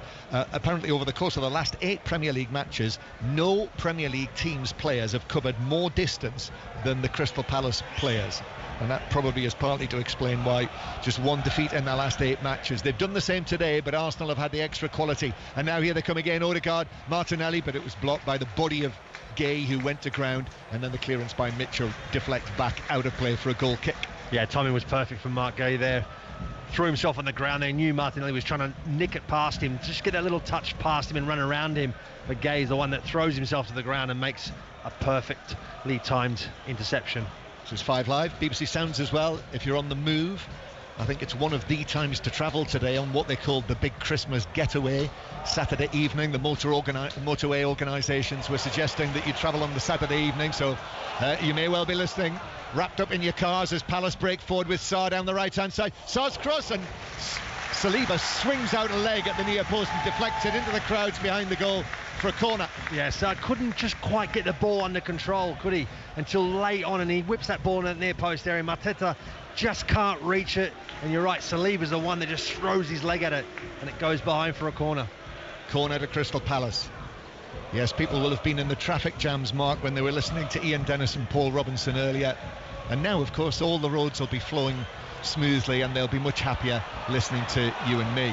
Here's Hughes waiting to take this, but the referee's just saying to David Raya to whether there's an Arsenal player went down in the middle of all that as well. Lewis Skelly, wasn't it? Yeah, I mean, he's been wrestling with Mateta the whole game. Every time there's a set play, he's wrestling it, and he's not watching the ball. He's actually just right up against him, trying to prevent him from making any movement. And then somebody dives, and Mateta is towering over him. I mean, a wrestle with Mateta. Hughes takes this into the near post. It's headed down comfortably and easily away by Havertz, and then Trossard helps it forward for Martinelli, who gets it down. Palace shirts getting back into position, and Lerma forces him to give it back to the Arsenal back line. Yeah, a mismatch, Mateta against Lewis Skelly. But Lewis Skelly's right on the edge of committing a foul. He's not watching the ball. He's got his arms wrapped around Mateta. All he's trying to do is prevent Mateta from getting off the ground to make a challenge. And at the moment, because the ball hasn't really got anywhere near him, and it hasn't been an opportunity for Mateta to really try and stretch for it, there's no reason for the referee to make a decision. So he's right on the edge of it at the moment. Yeah, another little foul on Mateta, 10 yards inside the Palace half. So Palace take the free kick. Hughes, a real dependable Premier League midfielder, isn't he? Will Hughes, 29 years old now, over 400 career appearances for his various clubs, and he's directing operations there in the middle of the Palace midfield. It's very obvious what Palace need in this match. 3-1 down to Arsenal here at Selhurst Park. They need to get the next goals. It's very simple. Yeah, it's about the momentum change, isn't it? If Palace can get the next goal, the momentum in this game could change. Here is Mateta now, gets the ball under control on the halfway line and takes it on and shoots from distance. Raya goes down, makes the save, and it's headed goalwards by Sarr, but too close to Raya, who's able to recover well and make what is a double save. Holds the ball, catches it. Yeah, we're just watching the replay now, because the angle we're at, I'm not really sure how close this ball is to David Raya. Yeah, look, I think he should do better with the first shot. He parries it straight back out in the path of Sarr, and because it bobbles up quite high up to Sarr couldn't control it enough, and his header just gets looped back in towards the right hand side of the goal, and it gives Raya enough time to jump up and make the double save. But again, I think he's self-inflicted that second save. Yeah, Sarr didn't get either power or direction on the follow-up header, so Raya was able to get to his feet. I think Raya's very fortunate not to be punished there, because it was the first save. I don't think he does enough with it. I think he either has to catch it, or he's got to get a lot more on it to get it away from the danger area. He just parries it straight back into the path of Sarr, and Sarr should do so much better with the opportunity. Yeah. So another chance comes and goes, or a couple of chances come and go for Crystal Palace. Lewis Skelly is taking his time to take this throw. The supporters in front of us are on their feet, and the referee has said, what else he said? He's just saying with he's taking it from the wrong place. Yeah, I mean, it's a yellow card. I don't understand him. He's told them earlier on, stop wasting time. Yeah. They're continuously doing it, and now he's trying to gain an advantage by moving up the touchline, and the referee just doesn't give it. He just gives the throw in to Palace. It should be a yellow card. Yeah, because he took it probably going on 10 yards further down the touchline. So throw into Palace, but Arsenal win it back. Over there on the far side now, Martinelli allows it to run out of play for a throw-in. So 5 Live, BBC Sounds as well. Lines are open for 606. We heard from Chris Sutton there. Robbie Savage will be joining him. So 08085 909 693 to talk to them on the UK's most popular football phone-in. You might want to talk about the new Southampton and Wolves managerial appointments, and Manchester City supporters, I'm sure, will have plenty to say about the situation. So 08085 909 693, and after that it'll be back to Saudi Arabia around about 9 o'clock to Mark Chapman, who's there in Riyadh for the build-up, and then the commentary on the big fight there tonight. Arsenal in possession. They've withstood that early pressure in the second half thanks to their saves from goalkeeper Raya. Here's Martinelli now. Martinelli on the right wing, down into the Palace left back position. 2 Palace players there with him. He's wrestled to the ground, but possession is taken up by Odegaard. Excellent work from the captain coming out with the ball, using Kai Havertz, who glides around just outside the area. Odegaard is tackled by Hughes. You can hear his name, Hughes' name, being cheered by the Palace supporters. And then as he brings it forward over the halfway line, Trossard comes in with a challenge, and somehow Will Hughes is penalised, and it's an Arsenal free kick. Well, Will Hughes is penalised for handling the ball as he's on the ground, so he grabs hold of the ball with his left hand. So the referee gives a free kick to Arsenal. The question is, should it have been originally a free kick for Palace? I'm not so sure. I think Trossard just does enough to win the ball back fairly. Arsenal back in possession of the ball. Timber plays it forward to Martinelli. Martinelli just shrugs off Gay, who is running alongside him, and then Martinelli wins a throw-in 6 or 7 yards back from the corner flag. So the score, Crystal Palace 1, Arsenal 3, a scoreline that will take Arsenal back above Nottingham Forest into 3rd place in the Premier League table, and Arsenal are going to make a change. Calafiori is preparing to come on. Ball into the box. Havertz jumps for it, heads it down. That's blocked. Palace tried to bring it away, but Lewis Skelly's done well there, against Ismail Assar. And Partey comes across. Ghanaian international Thomas Partey, the Arsenal number 5, keeps possession and plays it back to Saliba. Partey slips the ball to Odegaard in the centre circle. Now Havertz drives it forward, plays it out to Trossard on the left-hand side. Trossard now moving in field on his right foot, shoots. That was blocked back into the full-back position, where it's just kept in by Lacroix, who's able to put it out of play for a throw rather than it going out of play for a corner. It's going to be a double change, isn't it, Mark? Both Declan Rice and Calafiori are coming on. Look, Declan Rice looks full of business, doesn't he? And Kai Havertz coming off from the midfield first. Yeah, definitely. I mean, both of them are going to come on now, and obviously it's going to make a little bit more difficult for Crystal Palace. They've obviously got, Declan Rice who's a fantastic player, fresh legs now as well.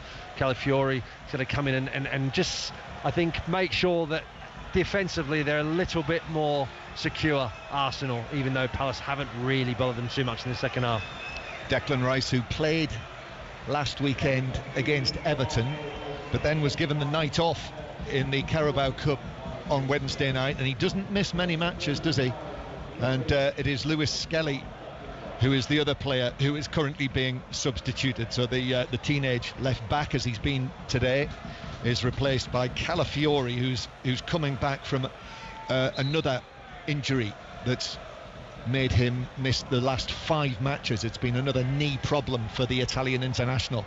But Calafiori, the Italian, the Roman with the long black hair, is onto the field. So double change for Arsenal after Palace have had a decent first 13 minutes of the second half. Yeah, that one big chance, I think, in the opening minutes there, or 2 actually, where Raya's made, certainly with the first opportunity, a really good save down to his right hand side. Arsenal playing the ball back to Raya. Saliba, the ball back to the goalkeeper who goes long. Timber, Odegaard gives it back to Timber, who passes it back to Odegaard. And Arsenal in the blue shirts with the sort of purple haze on it. Dark blue shorts, light blue socks, attacking from right to left. Calafiori now, straight swap coming on at left back. Trossard to Saliba. Saliba puts his foot on the ball, turns, he's not under pressure there, so he's able to find the pass to Odegaard, and then back to Saliba again, who's going to use Gabriel behind him, pulls it onto his left foot. Gabriel's pass, that's a good ball, it's beyond the defender Klein, and then the cross from Trossard. Jesus with a chance for a hat-trick, then the ball is turned into the net on the edge of the 6-yard area. Martinelli, after it was driven across by Rice, Martinelli was there to make it 4-1 Arsenal, and seemingly now, surely now, Arsenal are on the way to victory here. Yeah, in the end it was too easy for him, wasn't it? You can see Nathaniel Clyne tries to gamble. He gambles and comes forward, and by doing so, he leaves Trossard exposed and free to run into that space down the left-hand side. It's a fantastic ball in behind, and it's Trossard there. Trossard who's the one that then whips the ball into the 8-yard box. As he does so, we're just going to check whether it is offside or not. It's a really tight call. The initial shot was potentially offside. The actual goal, the ball in the back of the net, I don't think is offside. It's whether the first one, whether it's offside or not. It's really, really tight. Yeah, it was that first ball across. So this will be before we confirm, it's Crystal Palace 1, Arsenal 4.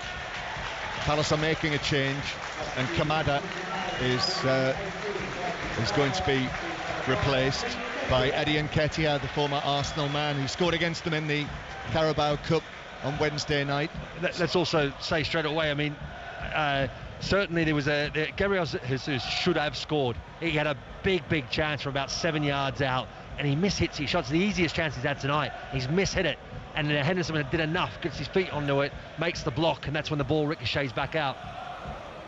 Yeah, ricocheted back out. Goal is confirmed. Martinelli has scored his 5th of the season for Arsenal, and it is Crystal Palace 1, Arsenal 4. And as we said, Crystal Palace needed the next goal to continue this really as a contest. Instead, it's Arsenal who've got it, and they should be going back up above Nottingham Forest in the Premier League table, Mark. Yeah, it's a tough one for Palace. You don't really see them coming back from this sort of scoreline. Obviously there's still a lot of football to be played, but the way that the game's gone so far, Arsenal just look in control. Yes, Palace have had a couple of chances in the second half, pretty big chances, but just haven't been clinical enough in front of goal. And every time Arsenal get forward, they seem to, make the difference. They seem to take their advantage and take their opportunities. It was a glorious pass from Gabriel that set up the move that led to the goal. But it was over the top of Clyne, who was out of position, and Trossard, as he has one over the top for Sarr, but Raya should deal with this outside the penalty area, which he does, just gets there ahead of the Palace man. He does really well again, David Raya. He was in the right position at the right time. There was a bit of a deflected sort of attempted clearance from Arsenal's defender there, and it clipped up and it slowed the pace of the ball, and David Raya's timing was exceptional. Arsenal in the mood. Martinelli's ball across the penalty area, blocked by Gay. Comes back to the Brazilian. As 2 Palace players, Gay goes across there, and also Nketiah against his old team, playing against Arsenal for the second time this week. Did get the second Palace goal at the Emirates on Wednesday night in the Arsenal victory, but Arsenal very much now expected with this scoreline to make it 2 wins in the space of 4 days against Crystal Palace. Mark Gay was talking in the match programme actually this afternoon about how last season they had to play Manchester United twice in the League Cup and the league last season, lost at Old Trafford in the first match, went back there at the weekend and won that game, if you remember, with the Joachim Andersen goal.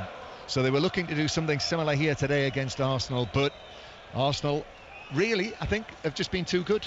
Yeah, they've been on it from the off, haven't they? They've really looked to put Palace under a lot of pressure. Yes, Palace came back into the game. They did score. They did have a couple of chances, but Arsenal have definitely been the better side so far. Here's one for Timber to chase, but he won't reach that, and it's seen out over the dead ball line for a goal kick to Crystal Palace. So Palace 1, Arsenal 4. Gabriel Martinelli joining Gabriel Jesus and Kai Havertz as the Arsenal goal scorers. Yeah, Mark Gay just got a yellow card from a challenge on Martinelli. The referee allowed play to continue, and then he's gone back when the ball went dead to give Mark Gay then a yellow card. Yeah, that must have been that challenge over on the far side in the left back position, which I think might have been hidden behind the pillar, Mark. As the dreaded pillar. The dreaded pillar, as Lacroix turns the ball to his left. And the atmosphere not quite what it was now before the match. You can still hear the drum somewhere up in the Holmesdale end. But Arsenal with Saliba, pacey pass to Odegaard on the halfway line. Here he comes again, Odegaard turning, facing the action, arms pumping as he does so. Then back it goes into central defence. Arsenal keeping possession now. Still 25 minutes to play in the match. Trossard tries to get round Klein, who goes to ground. Is able to find the pass to Hughes. Now here's Mateta. Back to Lerma and Hughes. And now Palace move forward again with Mark Gay. And Nketiah comes short and gives it back to the Crystal Palace captain. And now Lacroix again. Just on his left foot. Actually uses his right to play it square. Palace going to make another change as well. All of the Christmas and New Year matches coming up, so I'm sure that's in the minds of the managers as well. Well, judging by the way that they speak publicly, it's never out of the mind of the managers how many matches they have and the schedule that's ahead of them. But Crystal Palace, who will go to Bournemouth on Boxing Day, whereas it's not until Friday that Arsenal play again at home against Ipswich. Of course, coverage of all of the matches over the course of Christmas and the New Year, you will hear that on 5 Live, and lots of commentaries as the ball is played forward by Nketiah. Calafiori inside the penalty area, out to Trossard to Rice. First chance he's had to open his legs and set off over the halfway line, which he has. Declan Rice now, right-footed ball across. Martinelli's header. Jesus can't get there. It's turned back across by Trossard. Not sure if he kept it in or not. He did. He did keep it in. Unfortunately for Gabriel Jesus, because he's running to that far post, desperately trying to keep the ball in. Trossard is already there. He doesn't realise he's there. Had Jesus stayed in the 6-yard box, Trossard gets it, whips the ball into a great area, but no one's there. No one's there. Jesus tried to get there. He could easily have had another hat-trick here tonight, Gabriel Jesus. He still may. He still may. As Arsenal are forced by Sarr, good pressing, forcing Saliba to miscontrol it out for a corner to Palace. Yeah, it was good a play from Palace now. I mean, the problem that Palace have had, though, out of possession, when they try and pressurise Arsenal, when they're trying to play out at the back line drop deeper. And you can see Oliver Glasner getting quite frustrated on the sideline. He's trying to tell his team to stay more compact. The back line's dropping. The midfield and the forwards are engaging to try and put pressure on the ball. It's one straight pass, one simple pass in between the lines, because there's so much space in between the defenders and the midfield. So here's the Hughes corner for Palace, an outswinger. Lerma gets his head to it. There were light blue Arsenal shirts all around him. It bounced down and was whacked away to the halfway line. Still, they're waiting to make that next change. Crystal Palace. Cheikh Doucouré waiting to come on into the Palace midfield. But with a 4-1 scoreline, Arsenal are comfortable here, and it's their supporters that you can hear singing away over on the far side, many of them on their feet, lots and lots of Santa hats all around the ground, as Klein takes the ball down just in front of us here on the Palace right wing, then back in field, and Lacroix now to Gay. Lerma comes across, the Colombian, plays it infield to Hughes, and then Richards, and now the Arsenal press is on, and Lerma actually in the end plays it way behind Gay, so far behind Gay that it actually goes out of play for a throw into Arsenal, and that was good pressure from Arsenal. They forced the error, and they're going to make a double change, Mark, Crystal Palace. So Lerma is coming off to be replaced by Doucouré, and I'm pleased to say as well, I'm going to see live for the first time this rising star of Crystal Palace, the midfielder, the Northern Ireland international as he is now, Justin Devaney, as Will Hughes gets a final chorus of his surname. So Hughes and Lerma off, and Devaney and Doucouré are on. Yeah, I mean, I think it's just trying to freshen things up again, get a little bit more fresh legs on that pitch, because at the moment Palace look a little bit flat. But I know in Northern Ireland they are quite excited about Devaney and what he might be able to do. The Scottish-born Northern Ireland international, his mother's from Northern Ireland, number 55, who did play in Scotland with Kilmarnock. He went out on loan, played for Airdrieonians, and then got this move to the Premier League. And Crystal Palace with a goal kick that they play out from the back. So all change in central midfield for Palace, with those two going off and these two coming on, as Calafiori is quick in there on Klein, gets it back. Calafiori's ball across the edge of the penalty area, bounces off Trossard back to goalkeeper Henderson, who's able to come out and field it. So 4-1 Arsenal lead. On Sports Extra, the rugby continues in the Premiership, where it's Newcastle 15, Bath 28. That is right now on Sports Extra or via BBC Sounds if you're on the move. Other latest scores: Sale 21, Exeter 3, and in the United Rugby Championship, Ospreys 18, Scarlets 22, and Leinster 17, Connacht 5. Crystal Palace with Devaney. Trossard tries to dispossess him. Devaney forward, but Calafiori sticks out a leg.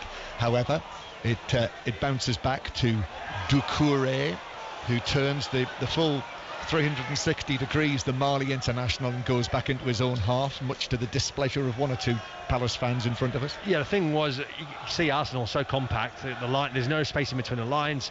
There was no Palace player looking to try and make a run in behind. David Raya is obviously covering that area as well, so it has to be spot on and it has to be very obvious for a pass to be played, and Doucouré obviously didn't see one and looks to play it back again. Here he is again, Doucouré, rather hunched in the way that he plays when he's on the ball. Klein then passes it back behind him to Richards. Oliver Glasner comes out. Oliver Glasner, still relatively early days. It was only February when he was appointed, but I suppose for a manager now, that's a period of time on which you're judged. But a good recovery this season after that excellent end to last season when he took over from Roy Hodgson. Here's Richards now down in the Arsenal left-back position, and in comes Calafiori with quite a forceful challenge there on Richards. The ball eventually bounces behind. I think he's given the free kick. I think he called it a bit of a loss of head, really. He got dispossessed and he's just frustrated. He comes running back. You could see all the way that he was going to commit the foul. There's nothing bad about the foul. It's just a silly foul to give away. And you can see Trossard's pushing his hands to the ground, just saying, calm down. Calm down. There's no need to give a free kick away like that. Arsenal don't need to get involved with a 4-1 lead. Don't need to get involved in anything like that. They don't need to give Palace any encouragement. Because, a goal back, you know what it can be like here. So it's a free kick, and Devaney is going to take it. Devaney is one of the socks down brigade, left-footed into the near post, headed away by Gabriel Jesus, then headed forward for Palace, but then headed forward for Odegaard the other way, and Martinelli's got a toe to that, and he's able to play it forward to Trossard, who's in a wideish position. He's into the box on the left-hand side, back onto his right foot. Palace have got men back now. That was a risky-ish challenge on him, but it's played up towards the halfway line where Nketiah is able to take it down and is forced to actually go all the way back to the edge of his own penalty area, where Mark Gay will just add a bit of composure to it all. Yeah, Crystal Palace almost again just given Arsenal a sort of an opportunity there, trying to defend, win the ball back from their own corner. They've done it again as well. Lacroix giving it away. Now Martinelli into the box. In it comes. Jesus was up for the header, but Richards came across to get his head to it first and nod it behind. But another opportunity there, a half chance for Jesus. Yeah, I think it was Richards' sheer, physical presence there. He was able to get all eyes on Gabriel Jesus, who is jockeying for position near the penalty spot. In comes the delivery. Gabriel got his head to it, but it was actually headed away. The defender was in there as well, and comes back into the penalty area. Had to be stabbed away by Doucouré. Was out of play for a throw-in to Arsenal on the left-hand side. There's a Palace player who's just taken a knock in there. Mark Gay, who's just down on his haunches, so referee Hooper has gone across to see how he is. He is such a handful, Mark Gabriel, isn't he, in the opposing penalty area? Yeah, he really is, and he just takes up really good positions. He's just waiting. He knows, okay, there are times where he gets involved and he tries to get on the end of it. Other times he loiters. He loiters with intent. That's probably the best way to describe him. And then he's more often than not in the right position. Already this season, all three of the Premier League goals that he's scored have been headers from corners, and in this match he actually had a header from a corner against the crossbar in the build-up to it was one of the Jesus goals, wasn't it? No, it was the Havertz goal when then Jesus in the aftermath of that headed against the post. So 4-1 if you've just joined us. Gabriel Jesus with a couple of goals, Kai Havertz, Martinelli the other goal scorers. Ismail Assar made it 1-1 for Crystal Palace on this Saturday night, on the weekend before Christmas. If you are out and about, you can continue to listen to us via BBC Sounds, and indeed if you get a smart speaker for Christmas, next week you can tell it to play Radio 5 Live and listen to our commentaries that way. Here is Declan Rice playing the ball to the left-hand side to Jesus, who's gone for goal, but it took a little deflection, took the pace off it, and it bounced through to Henderson to race out of his 6-yard box to claim the ball. 15 minutes to play, Mark? Yeah, Palace just need to, if they want to get back in this game, they're going to have to take some risks. At the moment, they're just sort of cruising through it a little bit. Yeah, they're trying to push forward. They're not doing enough. They're not putting enough pressure on the ball. They're trying to play out still at the back. Arsenal are putting them under a lot of pressure. They're very rarely, certainly in this last 15-20 minutes, put any real meaningful pressure on Arsenal's goal. Here's Eddie Nketiah, though. All those years in an Arsenal shirt, now in the blue and red of Crystal Palace, carrying the ball for Doucouré, just stood on it. He was being put off by Odegaard, so actually had to recover and play it back. Gay then forward, looking for the run of Sarr into the box. That was watched by Gabriel. He got his head to it. Timber now is able to get to the ball first. Saliba then comes across. He under some pressure, and now he's still out there on the far side. Saliba loses the ball, so he's out of position. One thing I've forgotten about Selhurst Park, not having been here for a little while, of how they have the seats that we commentate on are on casters, aren't they? Casters on a wooden floor, so while you commentate you sort of glide around, don't you? It's quite a strange feeling. Well, I actually think it works to our advantage because of the pillars. Yeah, because you can move from both sides. You know, you've got a little bit of an area you can manoeuvre around in. You can change your perspective, can't you? You certainly can. Devaney, left-footed ball right across the pitch to the far side. Timber comes short, and it's played back to the left corner of the penalty area. Gay into the box to turn by Nketiah against his former teammate Saliba, who just got his foot to it to direct it out of play for a throw that Tyrick Mitchell out there might take. He does. Mitchell back into centre field to Doucouré, and then the forward pass from Lacroix. Doucouré holds off Declan Rice, but in comes the challenge and it bounces forward to Odegaard, and Arsenal have it inside their own half. So with this win, if it is to be a win for Arsenal, that would be them up to 33 points, which would be just 1 point behind Chelsea and 3 behind Liverpool, who both play tomorrow. Both matches, commentary on those matches and many others on 5 Live Sports Extra and the BBC Sport website tomorrow. Indeed, all of the matches that are being played tomorrow are either on 5 Live Sports Extra, or you can listen to the commentary via the BBC Sport website and app. You'll be able to find the links to them there, as Sarr is dispossessed and Arsenal have got it back inside their own half. Well, it's another great example. That was Gabriel Jesus, who's come back and come off the shoulder, the blind side of Sarr. As Sarr's looking to play the ball, he comes in and just takes the ball off him, plays it to his defender, and off they go again. And Gabriel Jesus just turns and trots off straight away back to his number 9 position. Crystal Palace 1, Arsenal 4. But good tests, aren't they, for Arsenal and Chelsea tomorrow, away from home. 2 o'clock, Everton Chelsea on 5 Live after the takeover news this week.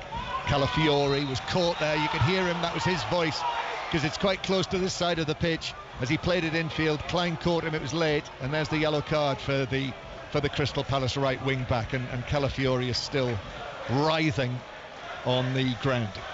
Yeah, it was a little. I mean, it's just mistimed, and he treads on him, and he looks like he's almost like rolled his ankle a bit. This could be a bit of a nasty one, actually. It's unfortunate for him, and he is rolling around in quite some discomfort. I think he just caught him with the bottom of his studs on his ankle, didn't he? Yeah, and he's kind of rolled it, and yeah, just hope it's not too serious. Well, let's hope not, with his injury record, which is, he's a classy defender, isn't he? We've seen that already with Arsenal. We saw it in the summer with Italy, and last season as well. Well, Bologna did so well. Yeah, no, very much so. I mean, at the Euros it was difficult, really, because Italy obviously underperformed massively. He was probably one of the brighter sparks out of that tournament for Italy, and then obviously since he's been at Arsenal, it's just been a bit of a stop-start for him. It's been really tough for him to find some momentum because of the fact he's had so many injuries. So you hope that this is not another one. Yes.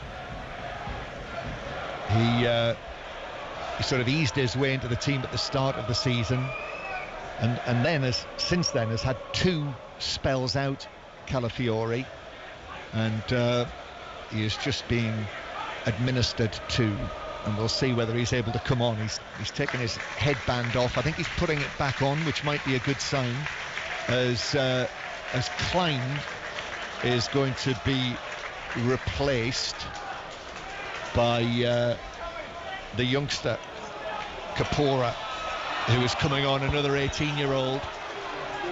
So the 18-year-old Caleb Kapora, who started for Palace for the first time on Wednesday, has come on to replace Klein, and actually Mateta is coming off as well.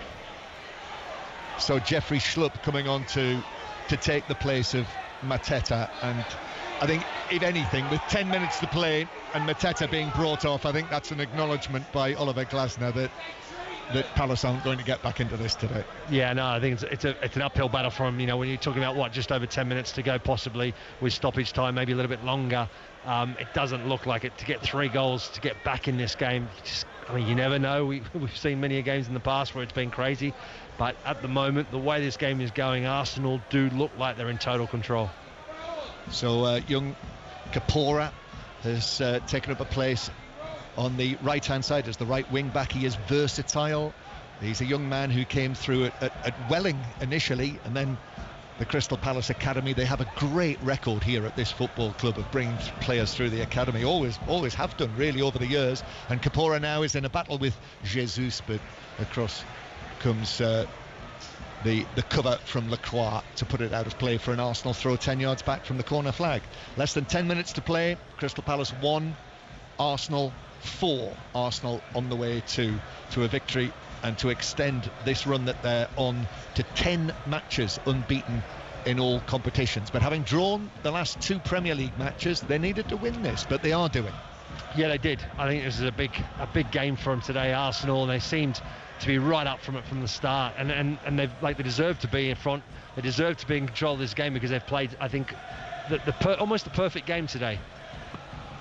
And the ball comes back to Raya, who has made probably 4 or 5 decent saves. You know, he has been tested today as a fine goalkeeper yourself, Mark. Where do you put Raya in the list of Premier League goalkeepers? He's pretty near the top of the list, isn't he? It's amazing, really, to see how much he's grown since he's been at Arsenal. I think initially it was a tough one. I think there was an enormous amount of pressure on him. The fact that you come in and there's a lot of debate as to whether or not he should be starting or not. Aaron Ramsdale was the number 1. I think in certain quarters he was very well liked and appreciated, and I think he did really well. So I think overall he's really established himself, and rightly so, as the number 1 for Arsenal. He's certainly up there with the top 2 or 3 goalkeepers in the Premier League on current form. Might come back to that. Arsenal attacking. Rice gives it to Trossard, who wins a throw-in down near the corner flag. Declan Rice just running his fingers through his hair, leans over.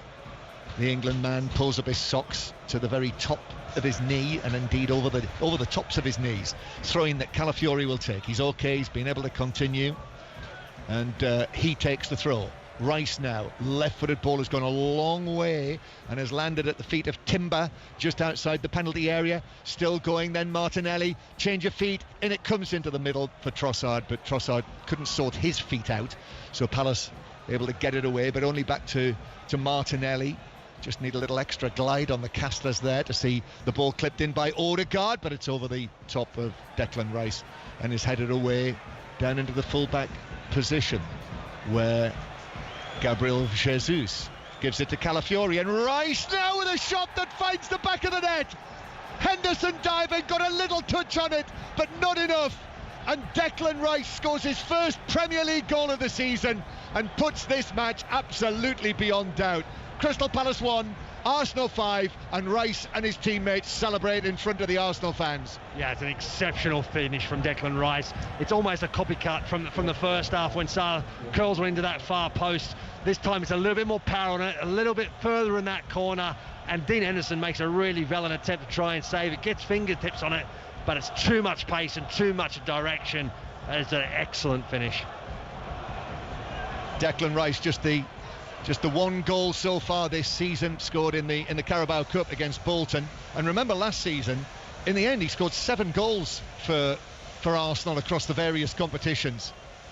Showed that he can be a real threat, and that was a super finish. It really was. I mean, he gets played the ball inside the 18-yard box, and he takes a step into it, opens up the hips again, and really hits it with a nice sort of swing and pace on it into that far corner. Like I said, Henderson gets a chance to save it, just can't get enough on it. It would have been an absolute world-class save had he made it, but it's a brilliant finish. Just waiting for play to get underway again, whether VAR are just having a look at this. There's going to be a couple of changes anyway for Arsenal in the aftermath of that. So Mikel Merino is going to come on, and the 17-year-old, the highly rated Ethan Nwaneri also coming on. So that is it for Gabriel Jesus. It won't be 2 hat-tricks in the week for Gabriel Jesus, but I think 2 goals in the first 14 minutes of this match made it a very good afternoon for him, and I think that's Timber as well, isn't it, who's made way. Yeah, Thomas Partey's gone to right fullback for Arsenal and to take over from Timber, and there's a bit of a shuffle. Merino obviously in midfield, and Arsenal now just looking like they're going to see this game out and possibly even hungry for more. Who knows? They'll probably still keep trying to put pressure on Palace and see how many goals they can end up with. Well, Crystal Palace 1, Arsenal 5 is quite an emphatic away win, isn't it? After coming not too far off the back of a 5-2 win at West Ham last month, and actually, if you remember, in the Champions League as well, they won 5-1 at Sporting in Lisbon. You know, so that is 3 wins in the space of a few weeks away from home, scoring 5 goals in each match. That's not bad. I don't think there's ever a doubt that Arsenal can't score goals. It's you know, there's that recent sort of dip in form a little bit where they've like last week at home to Everton, a lot of chances, not making the most of it, a lot of shots towards goal, not on target enough of them, didn't make the most of it, weren't clinical enough. This week obviously they've scored a bundle of goals in the Carabao Cup and now today in this Premier League game. So they seemingly getting back to being more prolific in front of goal, and if they're going to have any chance to finish in the top 2 or 3 places, they're going to have to make sure they continue this momentum. Yeah. 5-1 Arsenal lead. Lines open for 606 08 085 909 693. I can see actually hundreds, possibly thousands of empty blue and red seats now in the Holmesdale end. You don't often see that. Well, the minute that 5th goal went in, there was a huge exodus of people leaving out of the stadium. Everyone realised that was it. There's no chance now, and they've had enough. Yes, exodus, to use a biblical word at Christmas, and probably on the Saturday night before Christmas. It's entirely possible, Mark, that people have got places to go, and they're going there. 08 085 909 693 to talk to Robbie Savage and Chris Sutton, neither of whom have got anywhere better to go on the Saturday night before Christmas, so they're waiting for your calls. Don't disappoint them, not before Christmas.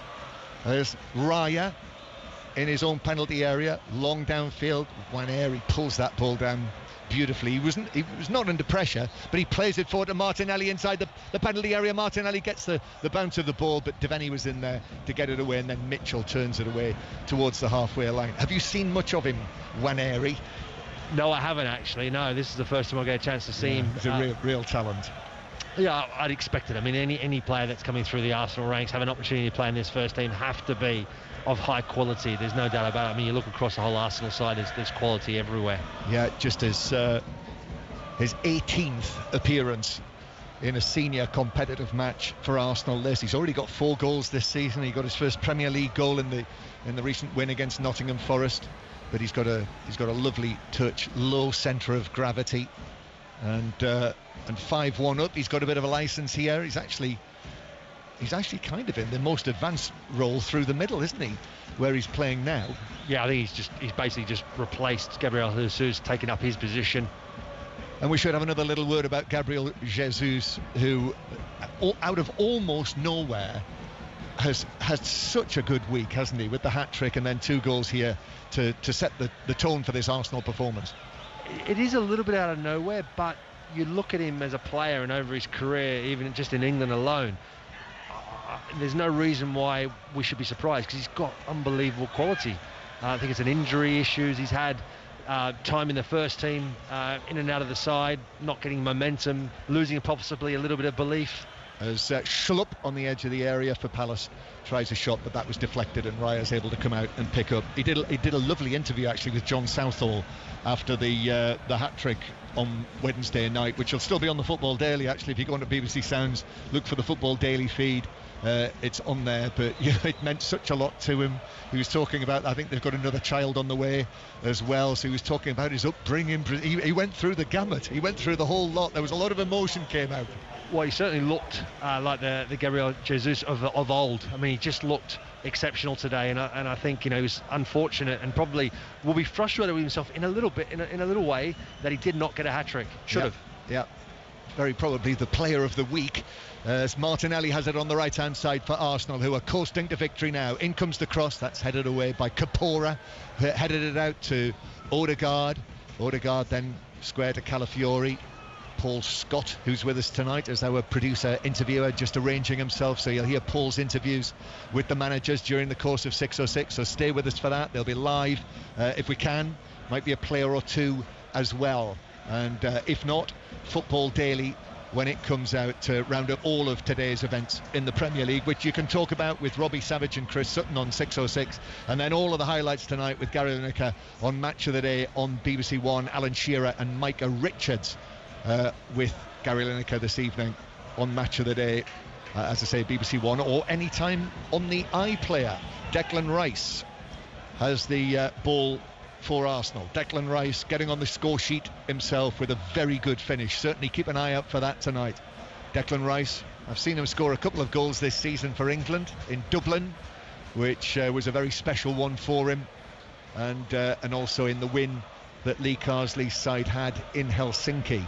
And here is Declan Rice again, playing the ball across the back line to Saliba to just control this from Arsenal.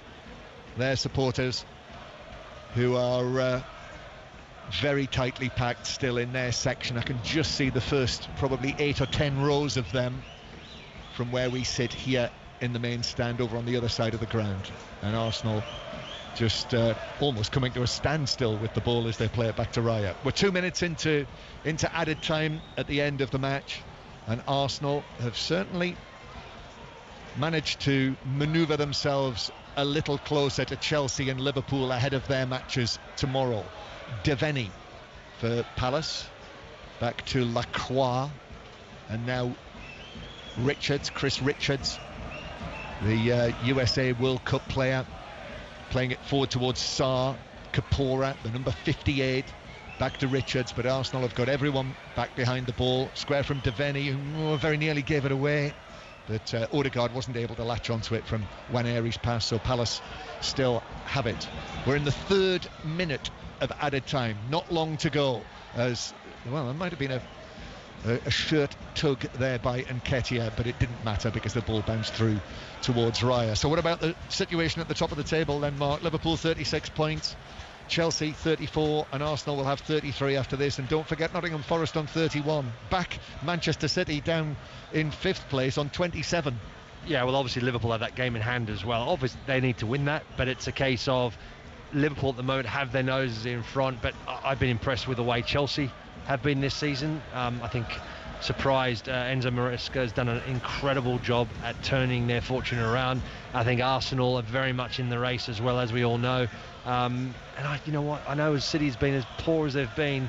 It's just, you wonder, are they really out of it? Still not ruling them out yet. No. As Mitchell receives the ball on the left-hand side. We're in the final moments of this match now. Arsenal 5-1 up. Doucouré playing it square to Devaney, then back to Doucouré, but it ran away from him. His touch took it straight into the path of Partey, who was able to clear it for Arsenal. And Richards has got the ball for Crystal Palace. Oliver Glasner comes forward with one finger raised into the air as the ball finds Mitchell again on the left-hand side, and then back to the halfway line. Gay with a long right-footed pass over towards this side of the field. Trossard gets up there, headed away, and then there's a tug on Marino by Devaney, and a free kick for Arsenal. You did say, Mark, that no one was doubting Arsenal's ability to score goals, but in actual fact, you know, there were 1 or 2 questions to Mikel Arteta before this match about the lack of goals from open play, but they've replied to that. I think it was right to question where the goals are coming from, because they just haven't been as prolific as what we're probably expecting them to do. They've got players that can score goals. There's no doubt about it. We've shown it again tonight. I think the biggest